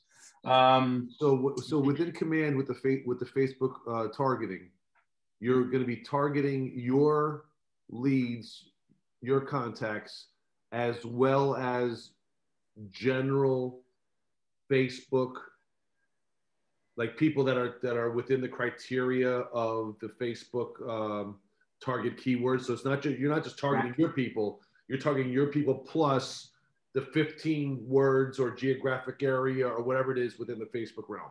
That's correct. Yep. That's the value of your database. Exactly, Jer. All right. Thank you. Exactly. So what you're looking for is self-discovery, right? You're looking for self-discovery, top of mind, branding, and just constantly putting your stuff and your face out there to your database. So your database is your business. And it's the truth. Gary Keller's been talking about this for years, and this guy is so spot on with it. Insurance agents. I'm actually very jealous of insurance agents because the insurance agent gets to write an insurance policy and get paid on it for the rest of their lives until that person cancels that policy. In real estate, we don't have that ability. We sell a house, we get paid, and in our minds, we're done. And that's the problem, is that we need to shift our mindset from, okay, I got paid, now I'm done, to Now, how do I continue to get paid? That's the database. So you need to touch that database on a consistent basis. So in the next session, guys, it talks about what is a database. There's no way I'm wasting time on stuff along those lines. I just refuse to, because that's just too elementary. I think we went over that already.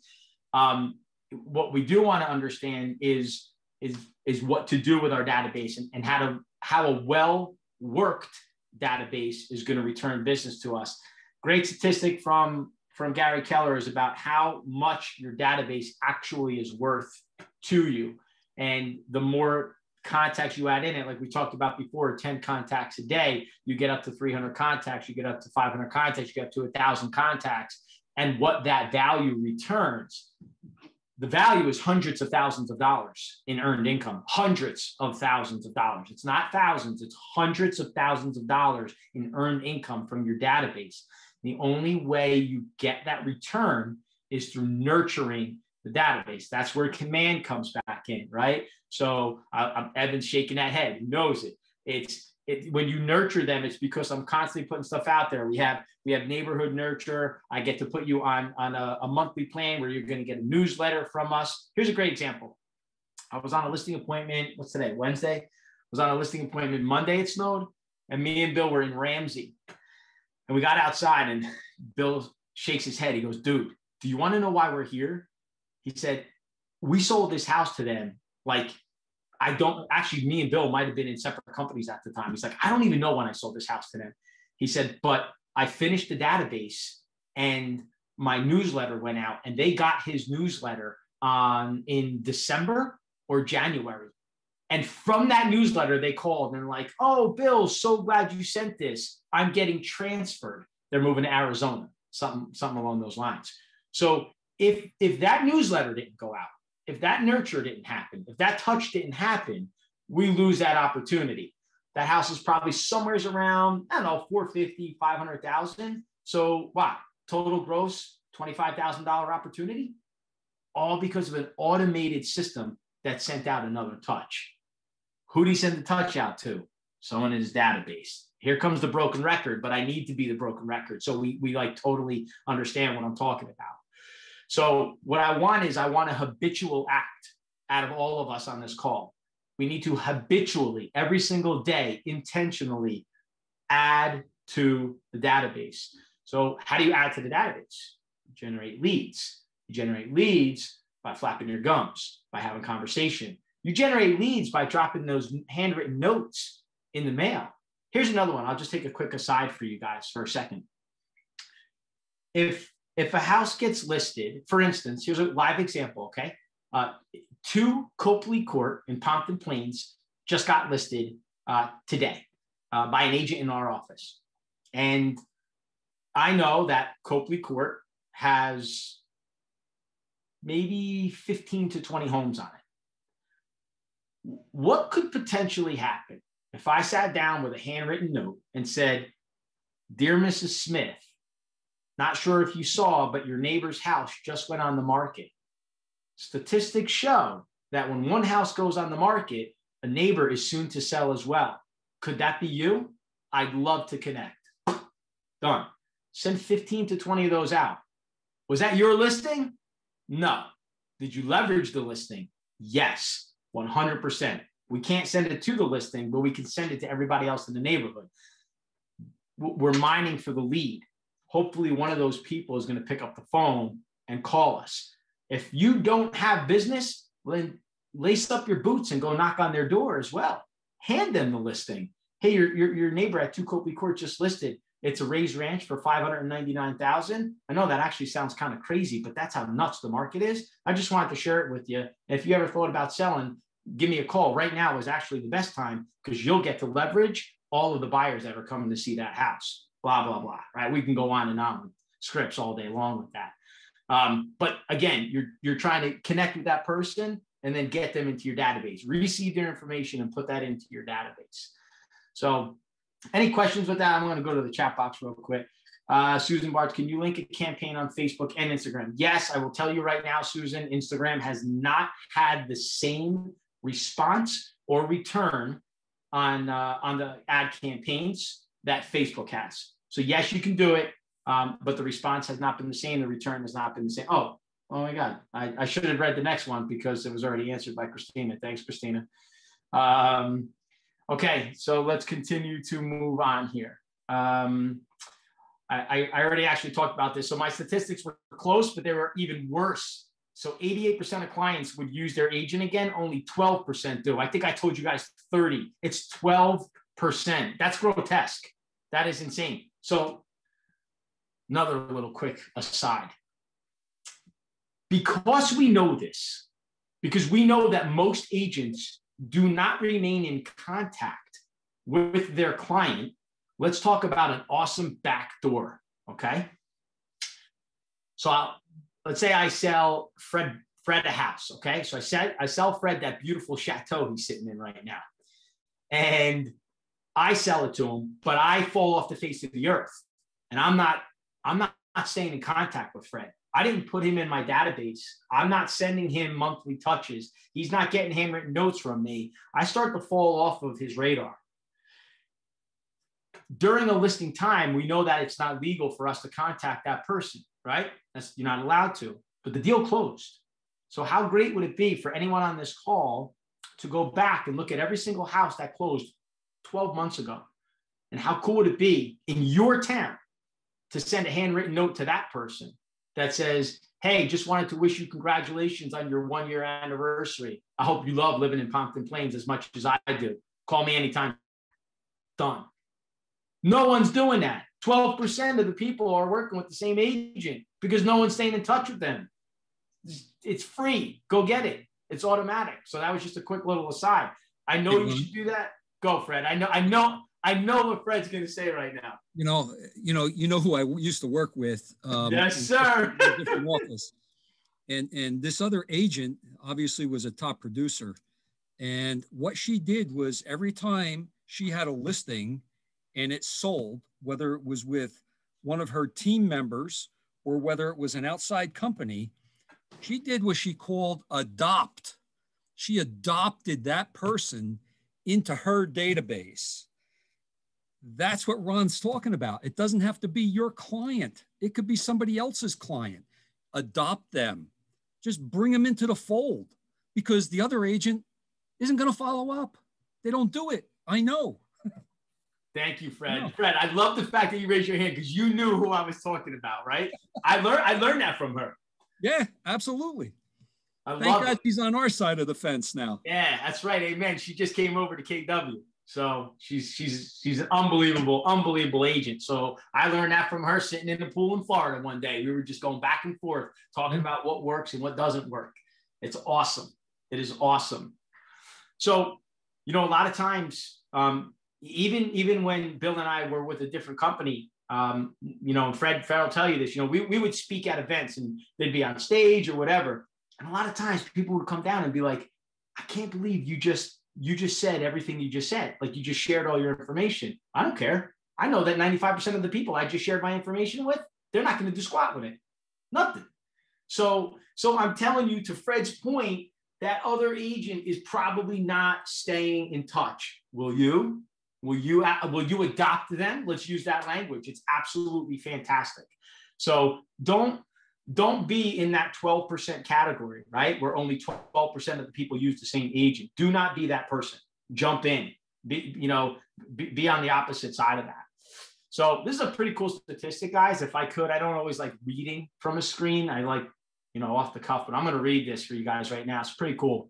So NAR, National Association of Realtors, also tells us that on average, people move every 10 years. By the way, in our area, I think that's more like 5 to 7. So with 10 years between transactions, agents who don't leverage systems to stay top of mind with their clients end up experiencing clients who use a different agent. Eventually in your career, you're going to hear an agent complain that a friend, a family member, a neighbor, or a past client used another agent. So if you were to ask that agent if they had used the system regularly to contact their database and remain top of mind, what do you think their answer would have been? It would have been opposite. It would have been them that listed that property. It would have been that agent that the customer worked with. Again, this is why a database is so important, and it's got to be systematic, and it has to be on a daily. And again, I sound like a broken record. I know that, but that's how important this stuff is. So again, let me back up. I'll use myself as an example, okay? I'm in this business for 16 years, and I sell a boatload of real estate. And for almost my entire career, I did not do this. So I can't begin to imagine, A, how much easier my life would have been, because I had to fight and scratch and claw to get each deal, which, you know, again, I look back now and I'm like so mad at myself for not taking advantage of these systems. But going forward, you know, taking advantage of, what does my future look like? How do I get to mine my massive database for more business, for easier business, right? It's so much better to receive a call, right? It's so much better to receive a call that says, hey, Ron, it's John and Sally, we need to sell our house. See you tonight at 6. That's such a better call than you picking up the phone saying, hey, have you thought about selling? I'd love to, you know what I'm saying? So this is why your database is massive. So you use this to strengthen relationships through all kinds of things. The emails we talked about, mailings, handwritten notes, the campaigns, the nurturing process. Anybody in the other campaign right now, the other class, Pathway to 7 million? If you guys are new agents on this, you should definitely be in Pathway to 7 million. Christina could probably drop all the information for you guys that you need. Jane Ryan is teaching that class. Fred knows Jane very well. They were both managers at CB. Jane was my manager at CB. She's amazing. So I want to make sure you guys are taking advantage of that.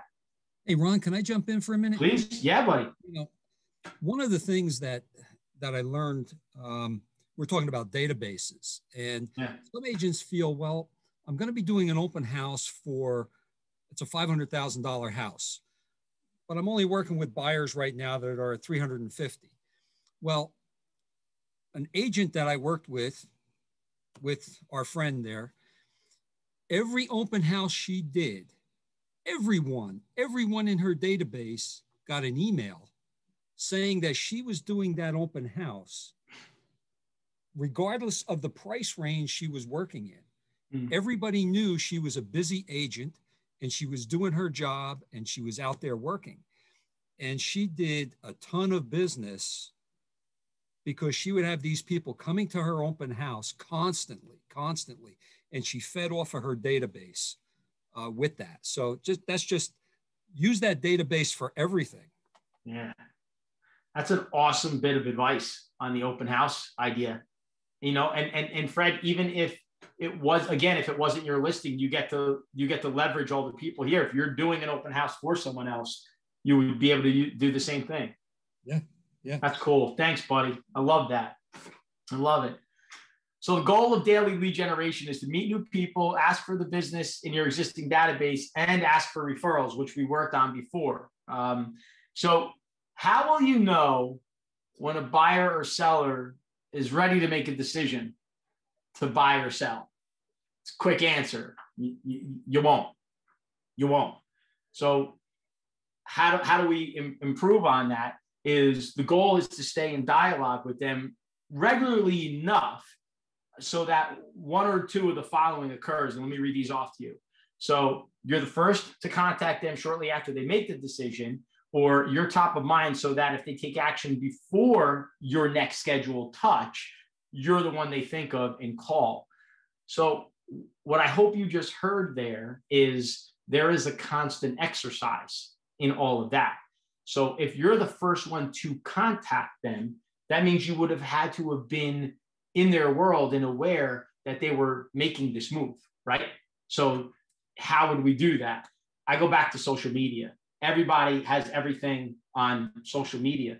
So you must stay connected on those platforms. And I know a lot of us maybe said, it wasn't my thing. I didn't really like it or whatnot. You have to. I mean, you honestly, you just have to, because that's where the world is operating today. And that's where you can start to see things occurring. Evan had an awesome script before, right, guys? He talked about a life event. So when someone has a baby, when someone gets married, when anything like that occurs, they'll typically post it and you'll see it. And that's usually a trigger for something to happen. That trigger, this is really awesome, that trigger allows for you to make that warm call. It's no longer any kind of a cold call, and it wouldn't even really be a business call. It's real simple. It's just like, you know, hey, Xavier, you just had a baby, bro. Congratulations. That's amazing. How you feeling? I'm getting into it with him, right? And he's all pumped up. And Xavier did have a baby, right? So we get to roll with this. Inside of that call, here's what's really awesome. 9 times out of 10, maybe more, maybe 9.9 times out of 10. If I made that call to Xavier, and I'm using him as the example because of the baby, right? If you make that call to somebody, the conversation starts to evolve. And I'll tell you right now, 9.9 times out of 10, it switches and they say, well, how about you? How you doing? Right? Xavier might, after we're done talking about the baby, he might say, he probably will, how are you doing, bro? Or, hey, man, I just saw that post you made on Facebook. And then all of a sudden that door's open, right? So now I can use Evan's script. Like, and I'd probably use it as a joke, right? I'd probably be like, listen, man, you just had another kid. You got to call me. I mean, we got to get you to a bigger house, right? And then we laugh or whatever, but it opened up the door for that opportunity. Now, if I knew Xavier, but he wasn't in my database, this is your opportunity to get him or her in your database. So what would that script look like? I have that conversation and I would say, you know, Xavier, I'm so pumped that I actually saw this on Facebook. And honestly, man, I wanted to reach out, shoot you an email, send you a text. I'm going through my phone. I didn't even have it. So thank God for Facebook. But dude, since I got you on right now, you know, and whatever, could have been a FaceTime call, whatever. Let's say I made the call and I want to use it as an email. I don't have your email. Okay, boom, I'm going to get his email. Now I got that in my database and I'm adding to it all, right? So put all that stuff in there.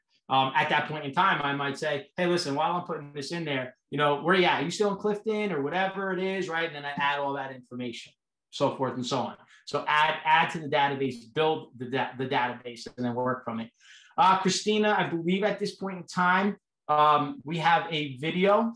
I don't know if you have that queued up or not. Yeah, let me grab it. Okay, guys, let's all take a look at this. I'm not sure. I think it's like a 10-minute video.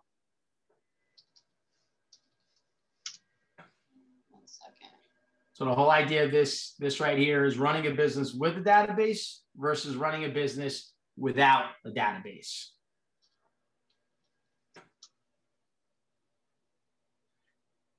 Let me just go over here. Crusade just kicked off yesterday. Okay. Okay, I'm gonna start. Oh, wait. You probably I made you the host. I made you the host, so do you want to allow me to share my screen? Yeah, that's what I want you to do, yeah. Okay. Are you able to do it from your end? I made you the host, so I think you would have to make me the co-host. It's great, I've never done that. Where am I going? Okay, so where my little box is in Zoom, if you click, like if you hover over the box, and then it says the top right corner, mute, and then there's 3 little buttons. Yep. If you click the 3 little buttons. Make co-host? Yes. Boom. Very good. Okay. Thank you. Here we go. No problem. Okay.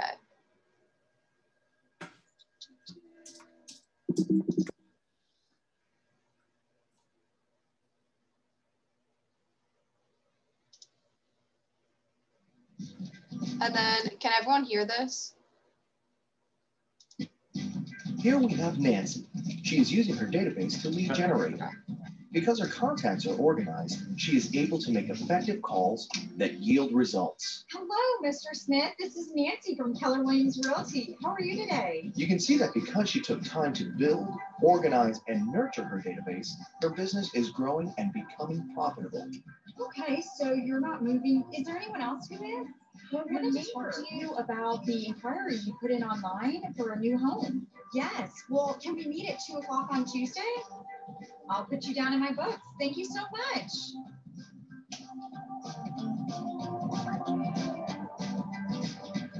Here is Nancy.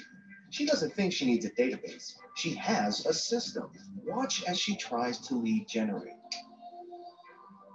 Hi, Mr. Smith. Oh, I'm so sorry, Mr. Johnson. This is Nancy. We met a couple weeks ago. You moved a month ago. Gosh, I'm so happy for you. I'm so sorry. Okay. Well, is there another time we can talk?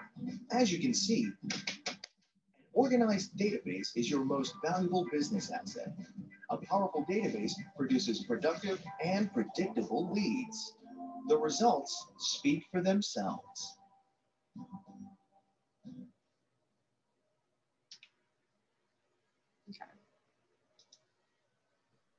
That's it, Christina? That was the one for session 2. Okay, not bad. I thought there was actually going to be a longer video there. All good. All right, let's jump in the chat. I mean, was there anything specifically that you saw in there that was an aha to you? Anything at all?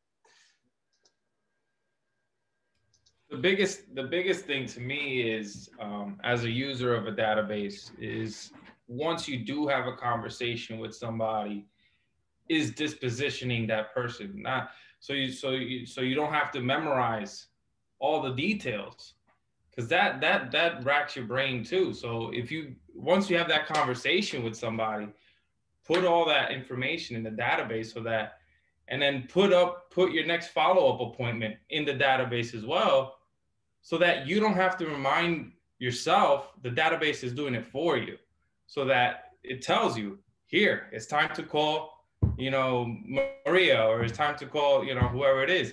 And then you know what it is that you have to follow up on, because the notes are already there. And you know what are the things that you're going to touch on, because you already gave yourself a reminder that last time you spoke to them.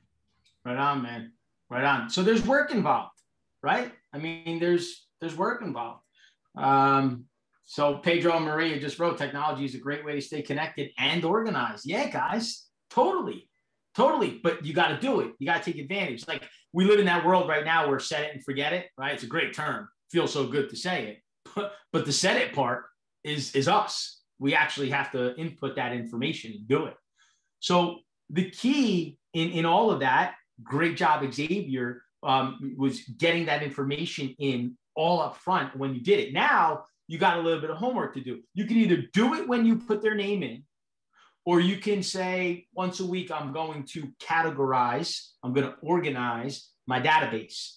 So that's the next part that we're going to get into, right? So to maximize your database, there's 3 steps for us to follow: contact, classify, and then the campaign. So you got the contact, you just did what you did, you put them in, now you got to classify them.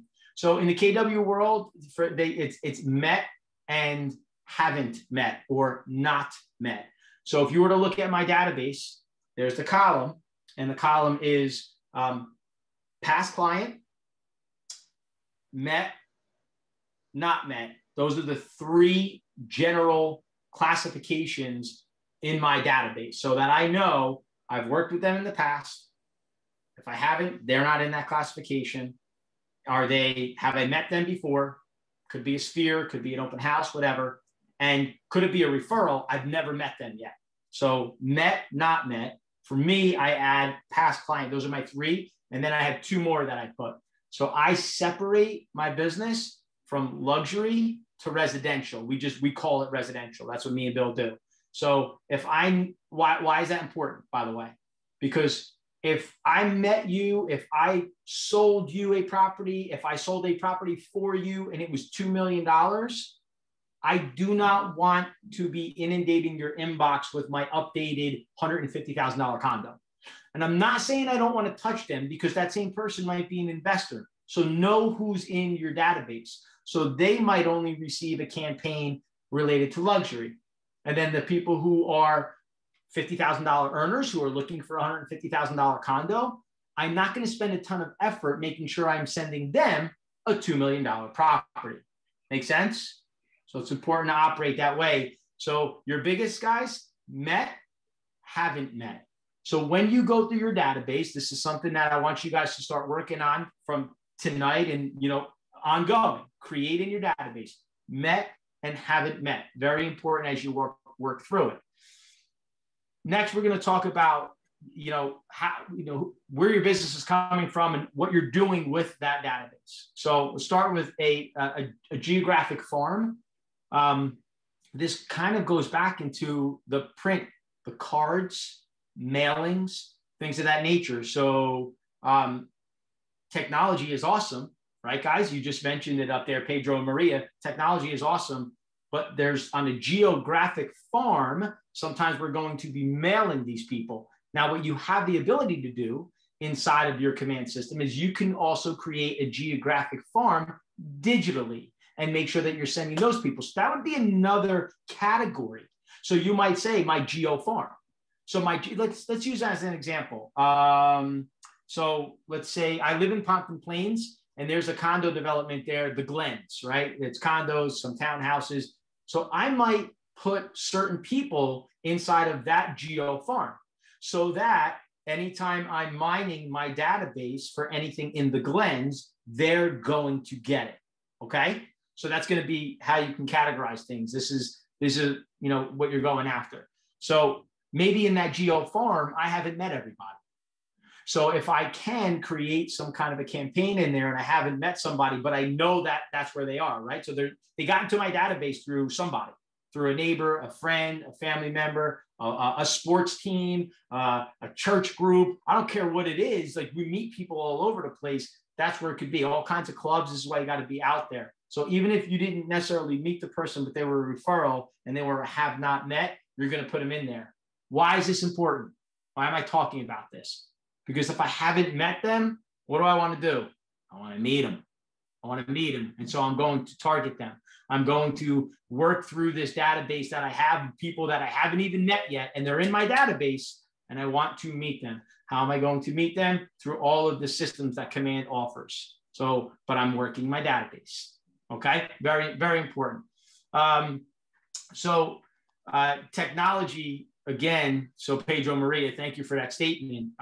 We talked earlier about our app. The coolest thing about the app is when you share that with somebody and they use it, you know about it.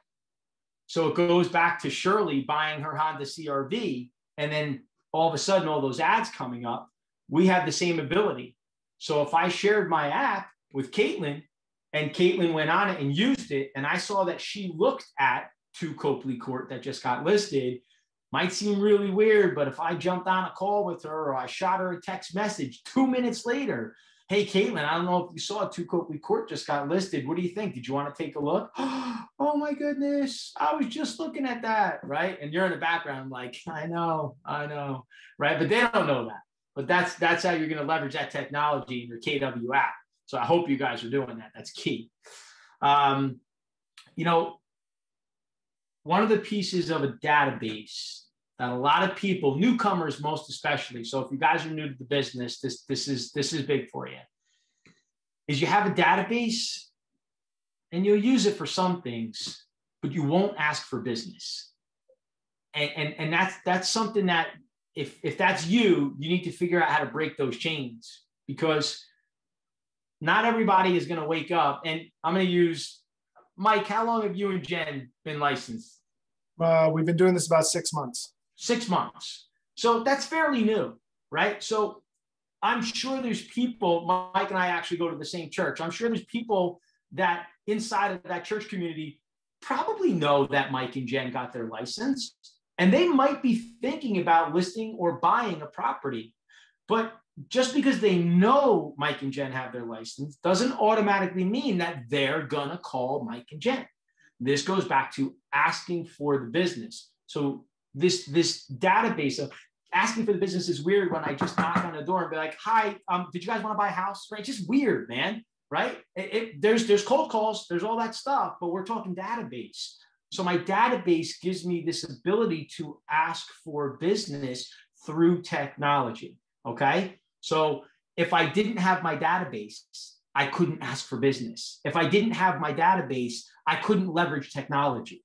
Okay. So the database is the center point. That's the middle of the wheel, is the database. There's nothing more important in your business than the database. I sound like a bro. I even hate hearing my own voice right now, right? Sounding like this, but it's the honest to God truth. So we use it because we want to ask for business, and for the other people, we want to ask for referrals. We want to provide value the way Evan talked about on his call. Okay. So keeping in mind, I'm going to go back to what Xavier said about adding into the database all the information so that you build that relationship. You want as much data in your database as possible. A name, a number, and an email is awesome. Those are the basic three. Now we're going to show how much we care, and we're going to go deeper, and we're going to want to know what their current address is. And there's ways to get this information, which I'll go into, but I want their current address because, again, I mean, digitally, I can send everything, but if I have their physical address, I get to use that mailing card. I want to know if they're on social media. Right? Oh, hey, Mike, you got your license. That's awesome. You know, I don't know if we're friends on social media, man. What do you use mostly? Blah, blah, blah. So then I get to connect with him and Jen on social media. So some other topics that they have here is marital status, children, pets, do they own or rent, and how long they've been at their home. These are just basic questions, but this is not how it goes. Are you married? How many kids do you have? Do you have a dog? Do you own or rent? How long have you been there? Right? It just sounds so, come on. So it's how you have the conversation and how it flows with people. So if I'm dialoguing with somebody, I'm going to keep these things in mind that I'm looking to get that information, and how I might do that. I mean, I got a plethora of ways that you're going, but if you're on the phone with him, if I was on the phone with Mike and I'm the guy who had his license and Mike didn't have his license, and we were having just that general conversation, and let's say I was referred to Mike by somebody in the church. Okay, we'll use that as an example. And I'm going through, my questions are going to be, really basic and they flow. So Mike, unmute yourself. Let's just do this. I just want to role play this real quick so you guys get this. So for the sake of how we got here, the ring already happened, and I'm talking to Mike, and I'm going to show you guys how I'm going to get Mike's information into my database. So, hey, Mike, I was just talking to Pastor Ryan, and, obviously we know each other from the church, but Ryan was saying that you guys were actually thinking about making a move. So he wanted me to give you a call. Are you guys looking to move? Yeah, probably in the next 6 months or so. All right. Awesome, dude. Where are you guys now, by the way? I'm over in Butler. You are? Awesome. What section? Butler? We're in Cambridge Heights, right off the highway. Oh, no way. Okay. I know there's only a couple of streets in there. Which street are you on in Cambridge? We're on Terrace Lake. Awesome. Awesome. So do you guys have a 1-floor condo, or are you 2 stories there? No, we're in a townhome. It's actually like 3 floors. Sick. Awesome. A lot of stairs. Good exercise, huh, man? Built-in gym. Yeah, it's a lot. It's a lot. Nice. Nice. Who's living there? I don't know if you guys have kids or not. Oh, yeah. Just me and Jen, and then our baby Claire. She's just turned 1. Ah, congratulations. She just turned 1? Thanks. Yeah, she turned 1. When's Claire's birthday? December 17th. Awesome. I'm going to stop right there because I could rip through this way too easy. So what you heard from me in all of that was, I used Claire's name again, right? So recognition is massive in that. I asked for the birthday because I'm putting Claire's birthday in my database with Mike and Jen, and I'm going to send a birthday card to Mike and Jen about Claire's birthday, right, in advance. So, I'm a parent of 3. I'll tell you right now, if you did that to me 2 days beforehand, and maybe me and you guys, we don't even talk but twice a year, but you get a card that says, hey, I know it's Claire's 2nd birthday coming up, right? It's just massive. It says so much. So I asked him about, if you heard me, I didn't ask for his physical address, but I asked where he lived. Now, he said to me, I live in Butler. So I without saying, what's your address? Because that sounds weird. What section are you in? I'm in Cambridge Heights. Okay, I happen to know Cambridge Heights. So I know there's a couple different streets in there. Which street are you on? Terrace Lake. I don't need any more, guys, because I can go into the county tax records and I can get his physical address now that I know which street he's on in Butler. So I'll stop right there. I already got what I need on that front. So I could have continued this. We could have got into pets. I know how long you've been there, et cetera, et cetera. And I would have continued that call, but I just wanted to stop it for the sake of time so you understood how it goes. So do you guys get how to extract that information from somebody? Okay.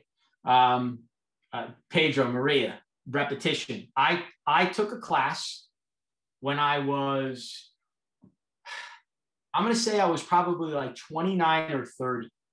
And my oldest son, who's now 23, was probably 5 or 6. And I made him come with me. And it was a memorization class.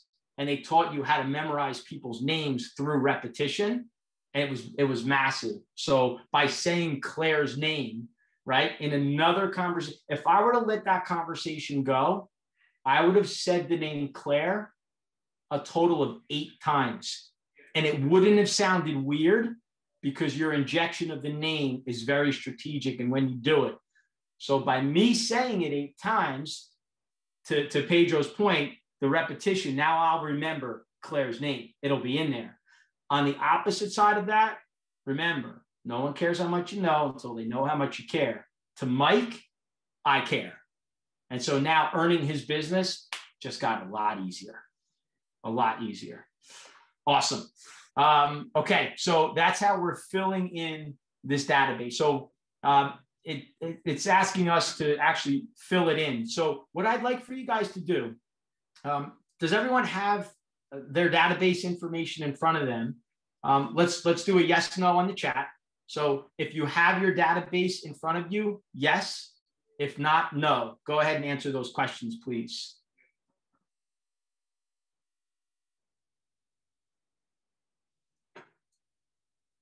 Okay.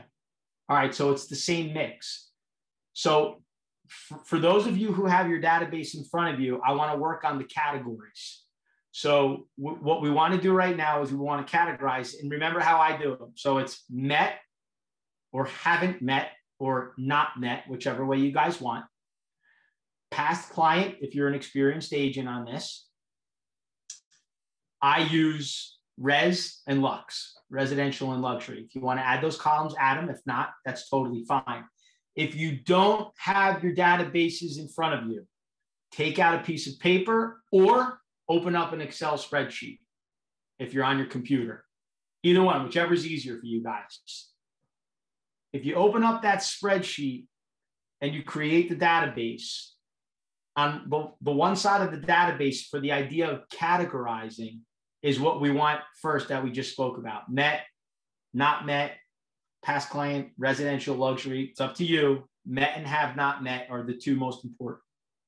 After that in the database is the contact information.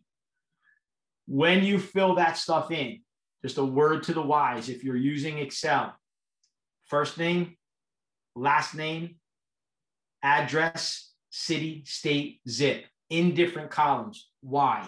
Because then you can always extract that information and you can create mailing lists from them. So don't put it all in one column. Separate it. First name, last name, city, state, city, state, zip. Okay.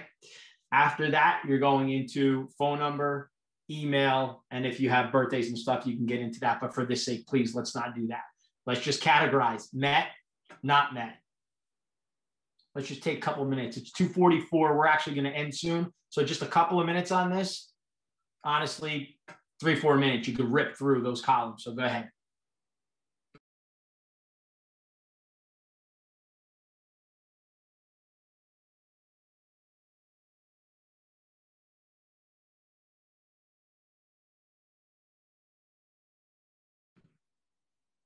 If you don't have your database with you and you're putting it in paper or you're filling it in on an Excel spreadsheet, try to get to like maybe like 5 contacts if you could. Pull them from your phone.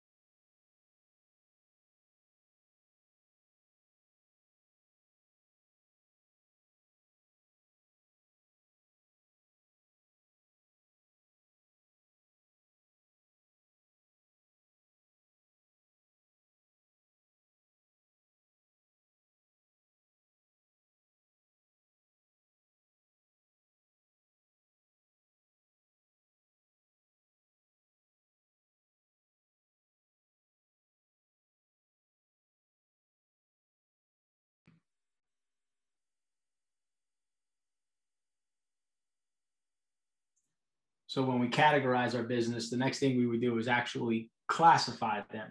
And by classifying, we're talking about, are they two different things? Are they a buyer, a seller? Could be both. And then we get to separate them into groups.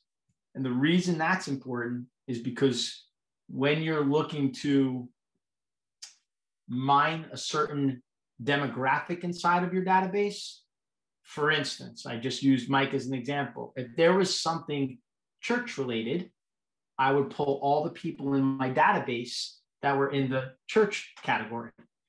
If it was something related to my son's baseball team, I'm going to pull all the parents that I have in the baseball team, and I get to use my database for all that stuff. So you get to classify them that way. The other piece that's super huge. So Bill and I have on our pipeline report. So we have a buyer pipeline and a seller pipeline. The pipelines get categorized with letters and numbers. And you guys, feel free to use this if you don't already use it. If you have your own way of using it, that's fine. Here's how we do it. ABC, 1, 2, 3. It's very simple because I'm not a smart man. Had to keep it simple. All right. So this is what it looks like. A, B, and C is A, they're definitely working with me. B, they're probably working with me. And C, I don't know, maybe. Honestly, that's what that looks like, okay? Very simple, right?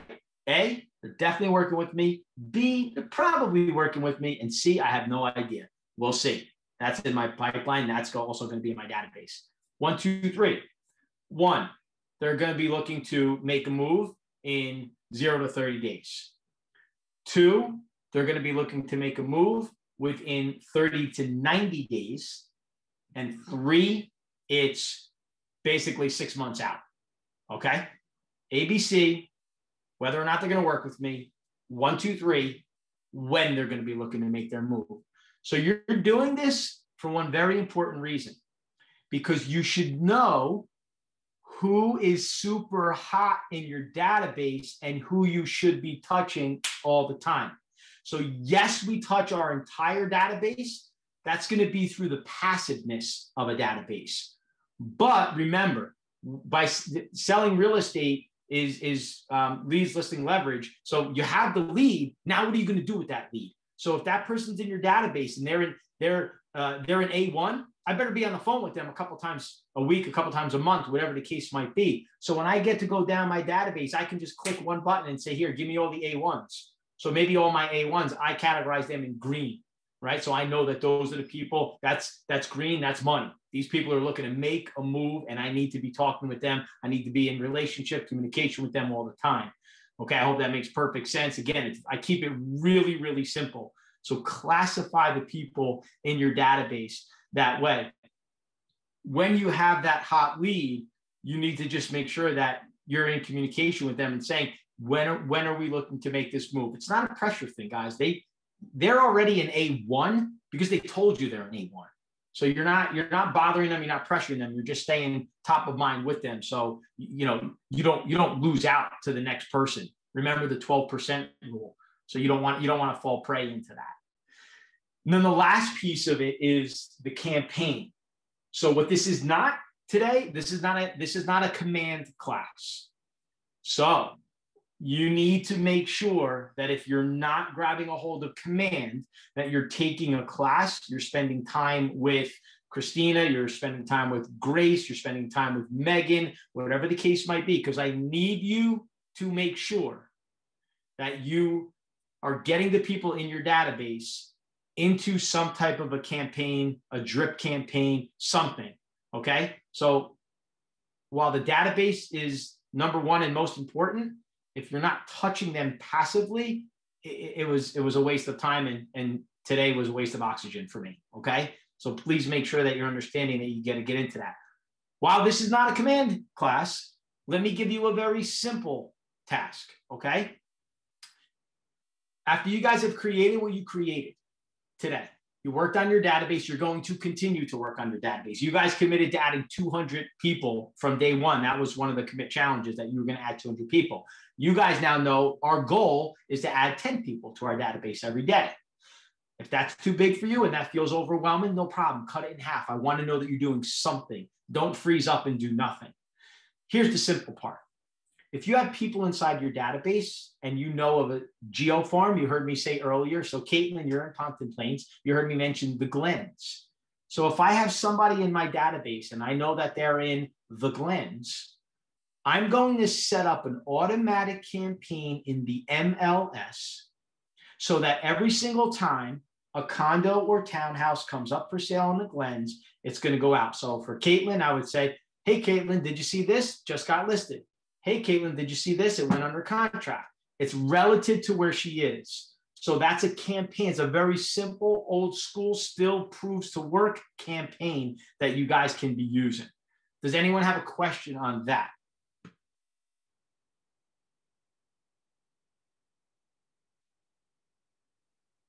No. Yes, no? Okay, good.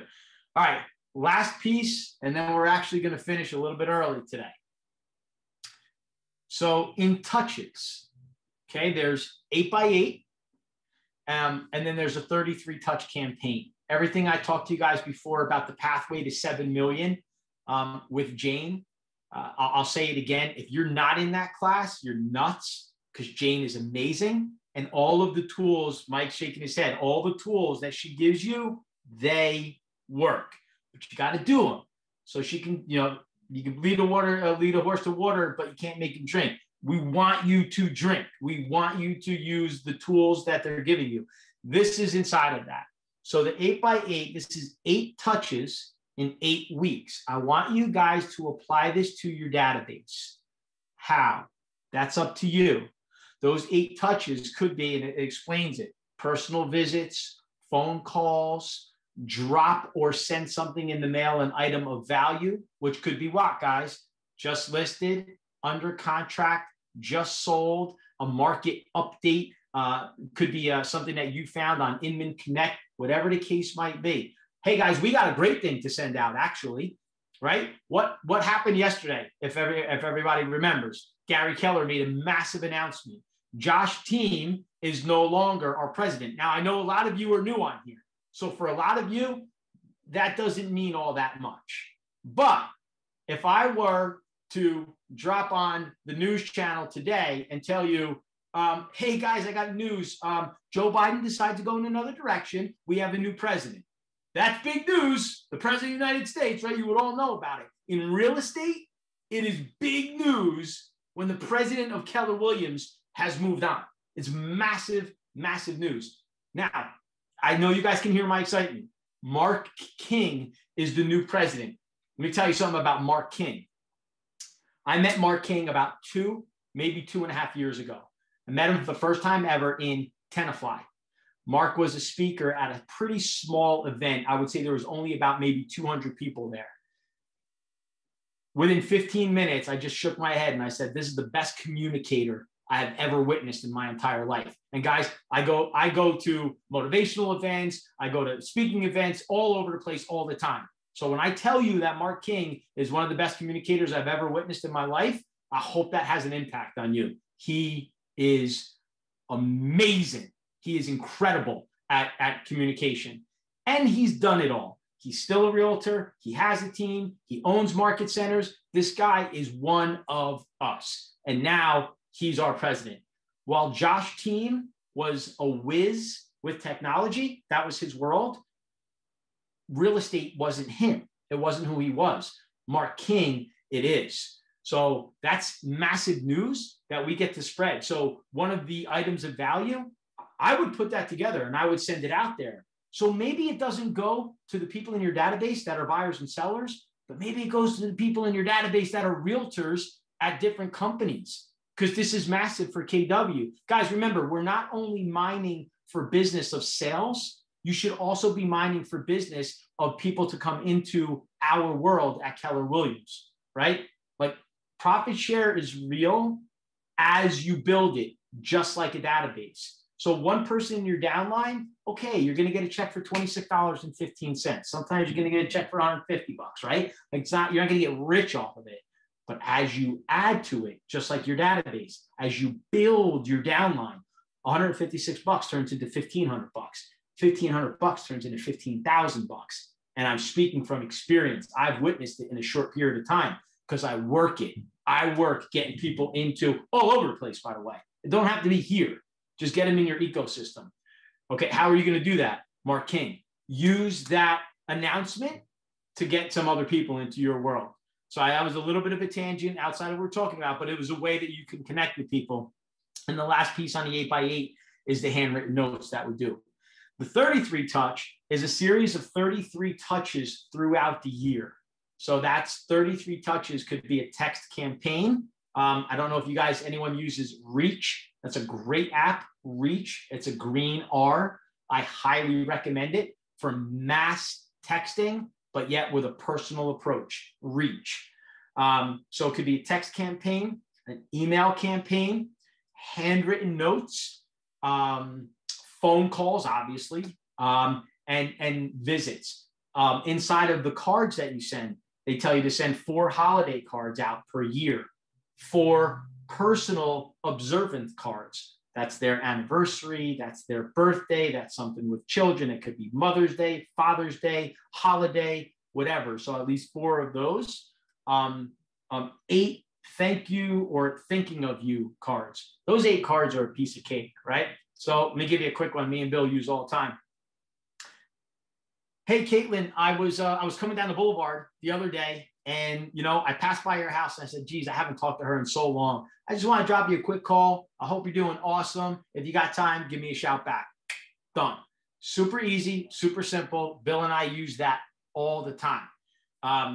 And ironically, me and Bill, I might be 3 miles away from Caitlin's house. I could still use that line, right? I was driving through your neighborhood the other day and I thought about you. It's an easy touch on getting in touch with people.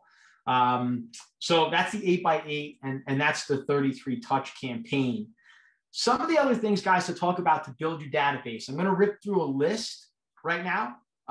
These are items of value when you're new to the business and you don't have a property per se to sell them or to let them know that you just listed. Here's a couple other items of value, okay? Market statistics. So that's going to be general market statistic about their location. Just listed and just sold properties from inside of our market center. Business journal articles. So you want to think about which articles you're pulling from. You heard me say Inman before, so Inman Connect is a great one. Obviously, Wall Street Journal and business articles like that. Chambers of Commerce. So if you're not already a member, join the local Chamber of Commerce. You're going to meet 20 people that you've never met before in your life. It's going to cost you $125. Okay, very, very simple. Other things that you get to add to people is a preferred vendor list. Now, I'll halt right here and tell you that the word preferred is something that we're very careful in using. So I would say a vendor list. These are people that we use on a daily basis that our clients have used and have had a great experience with. I just wanted to share it with you in case you needed a contact. So that's almost like concierge, right? So that's almost like you are Angie's List. So that's really what you want to be. And that's when you leverage your databases, because you want people to think about you and you want them to go to you with anything that they need. I'm going to tell you guys right now, my phone rings, my text goes off, and my email comes in from past clients just about every single day of my life. And I say that fully meaning every day of my life. Ronnie, I need a contractor. Ronnie, I need a painter. Ronnie, my hot water heater just went. Hey, Ronnie, we're thinking about an addition. Do you have an architect? Ronnie, I'm thinking about putting a pool in. Do you have a pool guy? Et cetera, et cetera, et cetera. And then it goes into even on the legal counsel. So I'm not the attorney, right, guys? I sold them a house, but I gave them an attorney. Hey, Ron, you gave me Chris Woods, but I need to create a will. Does he do those? So forth and so on. You want to be that point of contact for them. Pull out a list of rebates that owners receive and send that to them on an annual basis, right? Homestead rebate. Right now with COVID, there's other rebates that are coming in that certain people qualify for. Gather that information, send that out to them. And I think, the other one is a local calendar of events.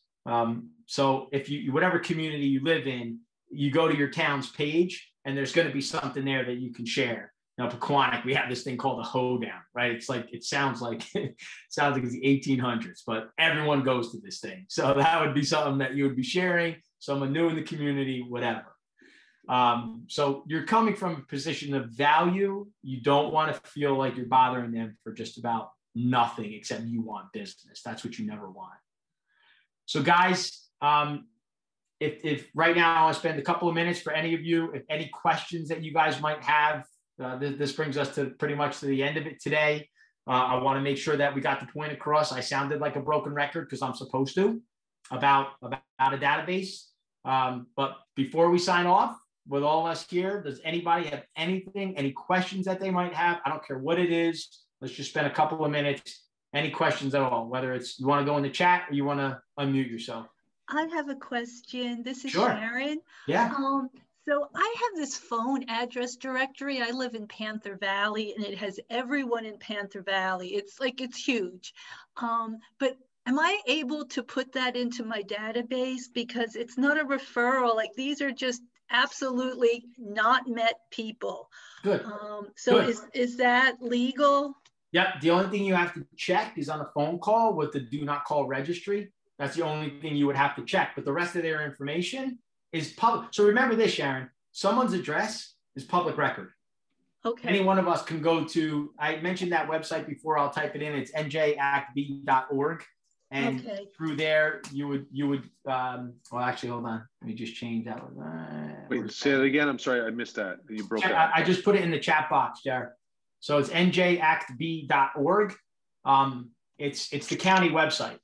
So you would just choose whatever county, the town, and then an address. So, or a last name. So I could, Sharon, I can get anyone's address. Okay. Yep. So please, that's golden. I love that. That is super golden. I mean, there is like, I'm doing a mailing and I didn't realize there is like, I don't know, like thousands of people.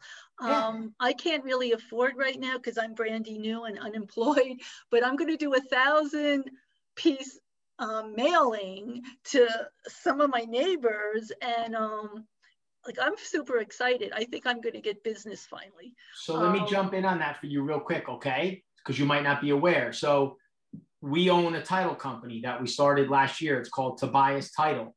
Tobias Title is a joint venture that we created with Foundation Title. Foundation has a marketing company that we get to use for free. No, they don't print for free, but they create for free.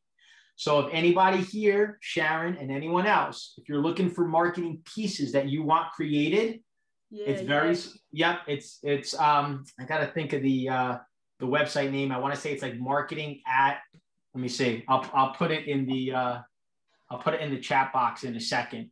Let me just pull it up so I don't give you guys the wrong marketing at. Let's see if it comes up. Oh, wait, I'm in the wrong thing. I use them every single month for a mailing that I do. Okay. So all I do is tell them what I want. They put the piece together and I don't have to do it. Then all I have to do is print and send. The other thing you could do with them, there's the email address. The other thing you could do with them is EDDM, Every Door Direct Mail. Yeah, that's what I'm doing. Okay, do it through them. It's cheaper. Okay. Connect. Yeah, I wish I did. I already did it. It's going out Monday, but good to know for my next one. Thank you. Anyone else? Where is the do not call registry? You probably Google that, and then you can probably just plug in a number. Kieran is our managing broker. So if anybody needs to touch base with something along these lines, Kieran would be the guy to go to. So I'm going to go ahead and put Kieran's information in here for all of you guys as well. All right, Ron, I got a question for you. Sure, buddy. So you know, I think I became part of Keller maybe 2-3 weeks ago. Okay. And between information, texts, emails, updates, I feel like there's more on my head than snow on the ground right now, right? Yep. So And listen, I got wide shoulders. I can carry a lot, between what I'm working, my present, whatever income I'm making right now, plus this, right? Yep. If you had to give your best advice on how to swim without drowning in the first month of being a agent, what would you recommend? Today's class, period, the end. Build your database. I don't care if you don't go out and sell a house for the next 3 months. I don't care if you don't even go out and try to get the business for the next 2 months, but for the next 60 days, build your database. Okay. Once the database is built, you can then go ahead and work from there, especially because Jerry, you said you're earning an income from another job, right? Mm-hmm. So yep. While you're doing that, the database should be being built. So build your database. That's my answer. Excellent. Thank you. Yep. No problem. Anyone else before we sign off? Any questions, comments, ahas, criticism, jokes? What you got?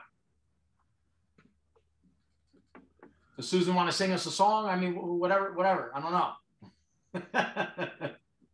All right, guys. It was an absolute pleasure to be up. Jerry, what you got? Hey, Ron, just real quick, and I don't know if this is something that I should even say or not, but I'm going to say it anyway because it literally just the person who the second call I made.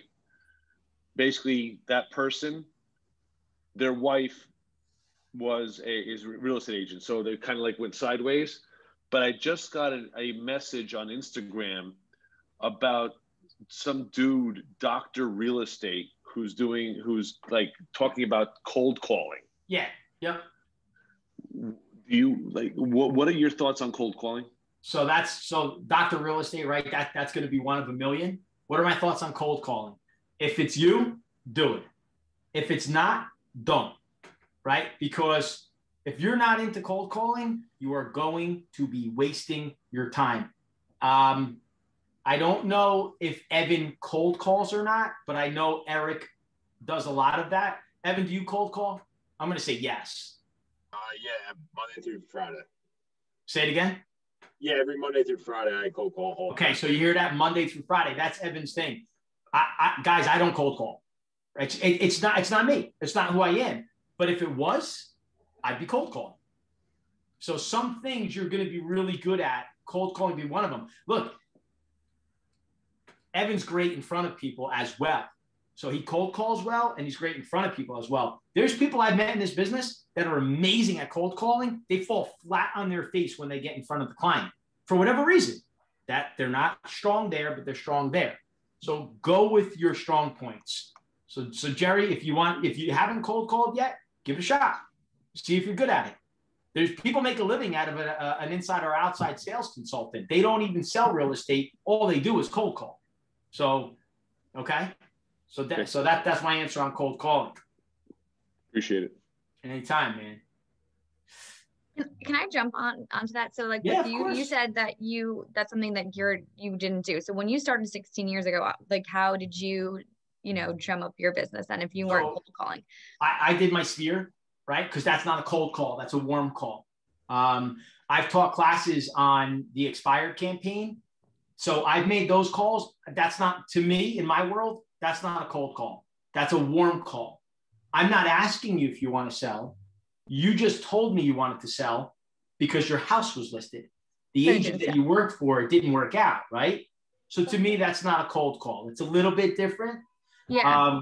I will tell you this too, Caitlin. In my opinion, the greatest way to succeed in any business, I don't care what it is to have a need. If you don't have a need, and in some people's cases, you'll hear the word a why, right? There's plenty of people that are financially stable. So the need, the money isn't why they do it, but they have a why. They have a desire to achieve something. For me, I was 30 years old. I had just sold my business, came out of it with virtually nothing. I just walked away clean. I had 2 kids and my wife was pregnant. And I had just built a new house.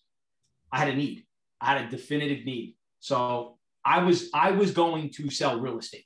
That's what I was going to do. And it didn't matter how, I was going to do it. So having that need is always so much stronger when that's behind you. But I will tell you that I started in my sphere. I opened up my book and I called, hey, Uncle Butch, hey, Aunt Maria, hey, Cousin Charlie, blah, blah, blah. And I just ran down the list. Okay. Expireds, we don't get a lot of expireds anymore. So it's hard to call on them. Like I know, Evan's cold calling 5 days a week. It's hard. He doesn't have the same amount of expireds to call from a recent time because we're selling everything. So sometimes you're calling on older lists that exist. And that's another thing. You can purchase lists on whom to call. And then when you run out, you get to go down the other list, which is inside of the sphere, even if you don't know people, right? So I don't know every parent on my son's baseball team, but he's on my son's baseball team. So I can pick up the phone and call. Hey, Caitlin, listen, it's Dominic's dad. I just want to call because we've never met. I just wanted to put myself out there. If you ever needed to carpool or anything like that, I just wanted to let you know Lori and I are available. Simple call.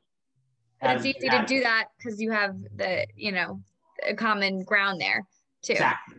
So that I like that approach, I think, better. And I just moving, I'm sending like over 100 just handwritten notes to my neighbors, like right around me, just saying, hey, I'm new. If you ever need anything as your neighbor, like I'd love to help, but I'm also an agent. So if you have questions, I'd love to help you in that way too. So just sending those out. So let me jump on that too, right? I wouldn't even say I'm also an agent in that note.